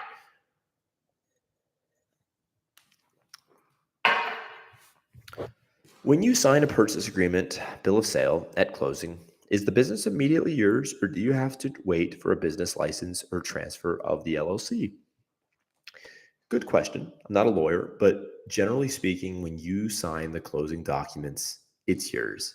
And even if you haven't formally moved the business or the assets into a holding company or the right LLC, you control the assets themselves, and then you get to place them in the LLC, and that may be just, kind of a subsequent signature. But look, I'm not a lawyer, okay? But look, when you go to the closing table and you sign the closing documents, unless if the lawyer representing you is an absolute knucklehead, okay, those documents that you're signing are indeed transferring ownership into your realm of control. And that's what really matters at the end of the day. How original do you have to be to expand a service-based business, or am I overcomplicating it trying to rethink the wheel? You don't have to be that clever. Marketing, sales, recruiting. In other words, create demand, fulfill demand. Create demand, fulfill demand. And oh, by the way, take care of customers along the way. I'm not saying it's easy. It's often quite difficult, but it is fairly simple. Let's not overcomplicate the process. Okay, if the Jason Rogers that just came out of Colombia was to start again, same situation, no money, and yeah, that was my situation. Yo hablé español, pero no tuve nada dinero, okay? What are the steps he should take to get to where you are quicker than you got here? Fair question. For one, I would have gone right into a service business. I would have not gone into real estate. So I would have cut out Brighter Living. I have a great, Brighter Living is working well. We still own the property out in Nebraska. It's doing well, but I would have not gone into the real estate world. That's number one. Number two, so then by definition, I would have gone right into services. I would have ignored the whole chairman and the huge deal team, board of directors. I would have ignored all that. I would have ignored the whole flirting with law firms and accounting firms. I would have ignored all that. And then otherwise, I would have done basically what I'm doing with Brighter Utilities. You have to understand, I basically just started with Brighter Utilities 2 years ago. So my real growth has happened in the last 2 years. And there's a few things I would have done slightly differently in recent years, like in the last 18 months in particular, to help grow a little even faster. I would really stay hyper-focused on only doing great deals. And by great deals, I mean more so buying great companies than I mean buying businesses on discount. So I would stay hyper-focused on buying great businesses versus looking at cheap prices. And then I would also make sure that I always wrote my tax returns in a way where if needed, I paid more in taxes in exchange for keeping my tax returns super clean so that I can keep financing deals as easily as possible. That's something that I've learned as well. And I'll talk about that more in a future video because it's one of the big lessons I've learned over the last year or so. But those would be the distinctions. I would have cut out Brighter Living, gone right into services. I would have cut out the whole huge board of directors and chairman and all that gobbledygook. I would have cut out the law firms and the accounting firms when going from 0 to 1. I would have, continued like I did with the first acquisition I made here in Tampa Bay to stay hyper-focused on businesses that were really high quality. Don't look for discounts, look for quality. In other words, as Buffett said, I'd rather, buy an exceptional business at a decent price, then a decent business at an exceptional price. Focus on exceptional businesses, even if they're smaller, really high quality businesses. And then once you buy those businesses, don't let your accountant try to save you on taxes. Rather, look to show the very strongest tax returns possible, as long as it's, of course, ethical and above board, so that you can most easily as possible continue to secure financing. Because in the same way that as an acquisitions entrepreneur, you analyze tax returns for acquisition targets, so too as you continue to grow, do lenders look at your tax returns as an operator to analyze your borrowing capacity as the borrower. Would be lessons that I would implement if I were starting from scratch to help me get in the game a little faster. One sec here. Day in the life. What do you think of a subcontracting business model? Okay, day in the life, first of all.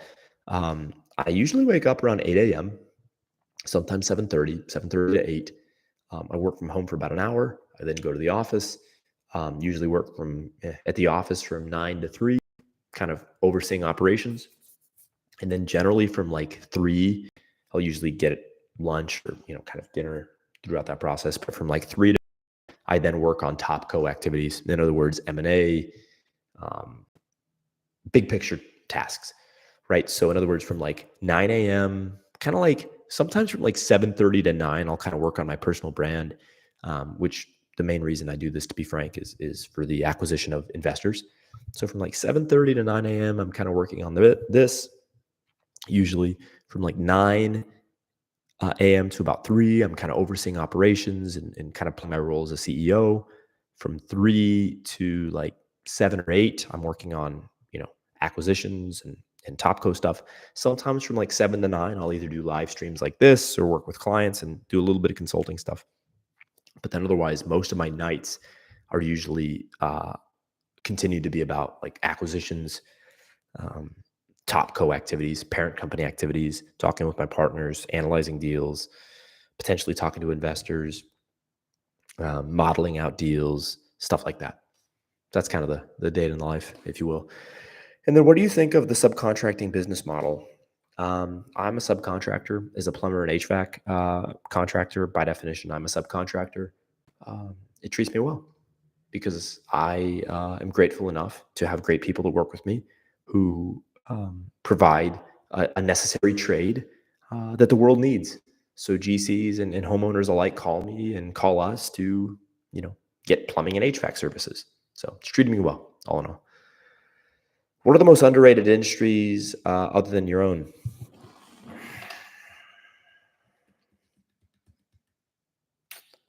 Look, I think in general, I'm not going to give specific examples because it's kind of a cheap out. And like if I say it here, then like almost by definition, it's not obscure. Think about industries that are super needed that no one's thinking about. The plumbing is a pretty good example.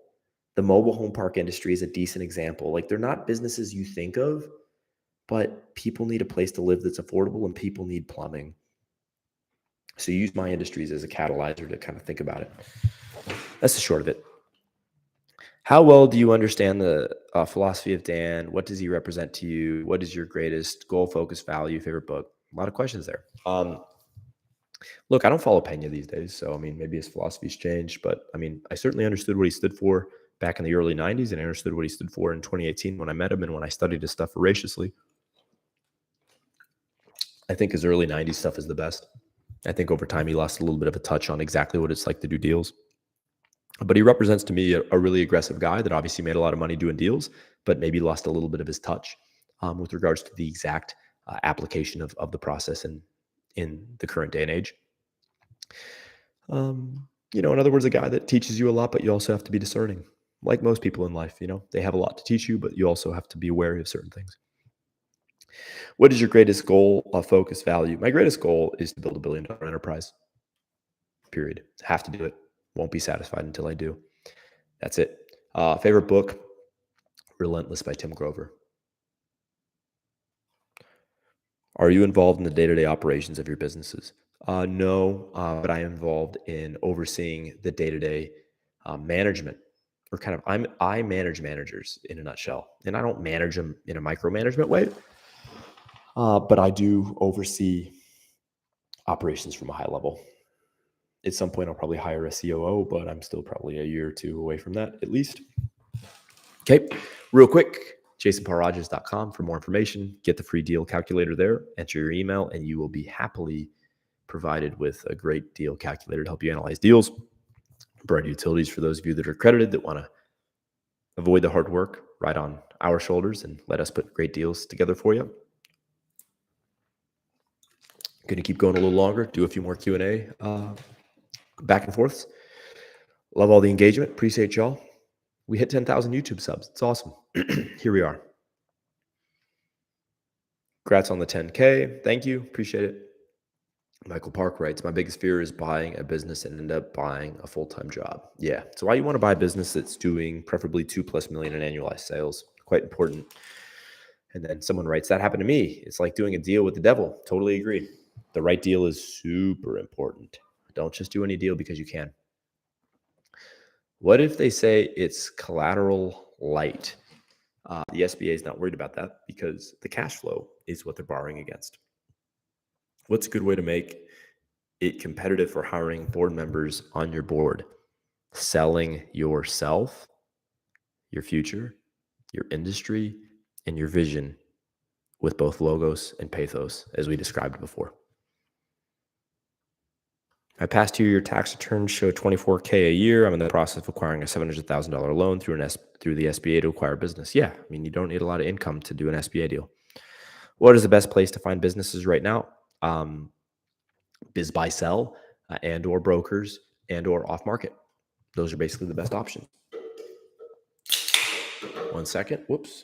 Getting another beverage here because my throat is killing me. Y'all keep asking questions. Thumbs the thing up if you're liking it. Appreciate it. Let's keep rolling.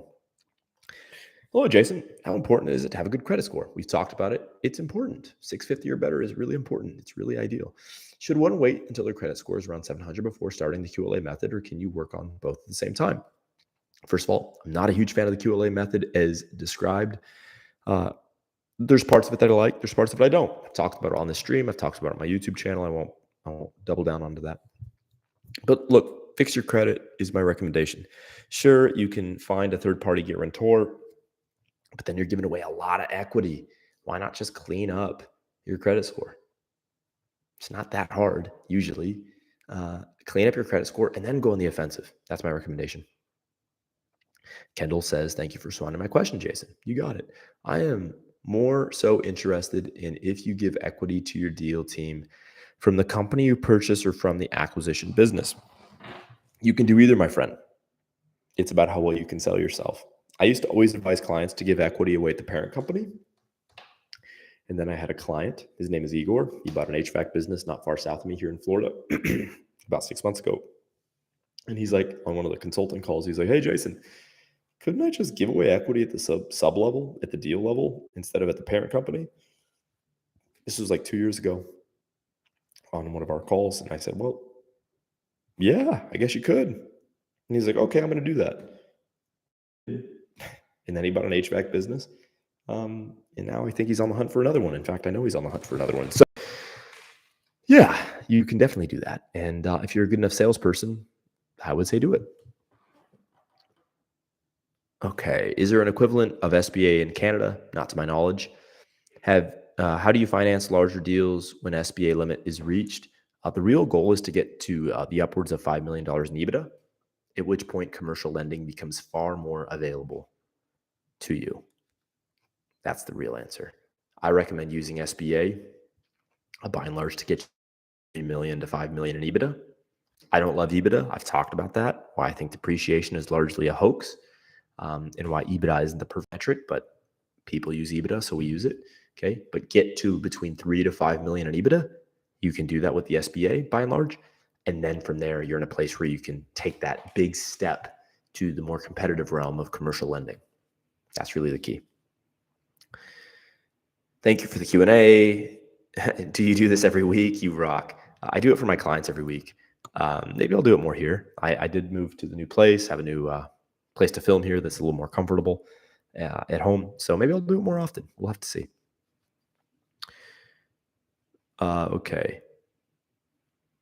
Do you know of any good places to get non-recourse capital? I think that's what he means. Seller finance is the best place to get non-recourse capital. There's also these shark lenders that'll give you non-recourse capital, but the terms are terrible, so I don't recommend it. Sergeant Fighter says, hope all is well, JP. All right, we'll hit you up later this week. Godspeed. John Yang says non-recourse. Yeah, it was non-recourse. That's what he meant. 8-Figure Deal says, on your first deal, how did you position yourself to work on your business instead of in it? To be honest, it's a mistake I made, and it slowed me up a bit. It's why between August to December of 2019, you didn't see me out there doing deals. It's because I got a little tied up because I didn't think about that enough, and I didn't put a big enough budget for management in my first deal. So I became an employee in the business for about 4 months until I found a great guy to come in and to help me out. And that individual is still manning the property out in Nebraska to this day. Shout out to Senor Nilo. Great guy. Awesome individual. How many years of tax returns does the SBA require? 2 to 3, usually 3. Last few questions. When it comes to company structure, what's a quick tip? Pass-through entities. Avoid C Corps. So you don't want to pay 20% in corporate tax. Would you be opposed to posting the questions checklist for board members, lenders you mentioned? Yeah, short answer is that's really, I have that in my program. That's where that is with my clients.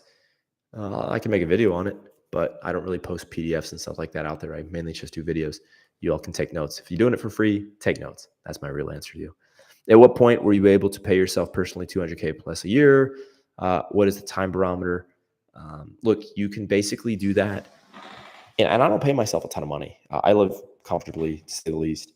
There's lots of ways to pay yourself, and you don't have to pay yourself with a salary. You can also pay yourself with, let's just say, the company pays my gas, the company pays my vehicle. This studio is paid for in part by, one of my businesses, which means by extension, some of the rent is paid for by my businesses. So, there's more than one way to pay yourself. But ultimately, once you buy a business that does about $500,000 in EBITDA, you can, especially if you're able to stabilize that business and then grow it, you can take pretty good care of yourself. Thanks for the live stream, Jason. Off-topic question. Earlier in your journey, you said your dream is to be a Playboy. That is true. I did say that. Is that still the case? Thank you again. No, I would say my priorities have changed. The $1 billion ambition has stayed absolutely intact. What I really want out of it has changed. And I could talk about that at greater lengths. Do you personally guarantee all your loans? No, at this point now, corporate guarantees become more fashionable, but in the early days, I certainly had to. And then last question here. I think you mean psychological insights from Dan, or did you stay on the basic business mechanics? For example, who was on your board, on your ship versus on the board? John E. Schaefer. I don't know exactly what you mean by that. Any psychological insights from Dan, or did you stay on the basics of the business mechanics? I mean, look, I think the best advice that you can take from him is just fucking do it. I think that's the best advice you can take from him. Just fucking do it. He's right about that. 1,000% correct. 1,000% correct. A lot of people think and machinate and question and ruminate, and they're not ruthless enough. So I'd say that's the best piece of advice I got from the psychology side of him. John Yang writes, Myra Santos did a great deal. Was impressed. Yeah, she did. I'm impressed. I tried to talk her off that ledge, but she insisted she wanted to do it. So she's doing a good job. Christian Fowler or Foster writes, how has the experience been for your family since you got going? And this will be the last question I do, as we're getting towards the end here. So initially, my family was very critical.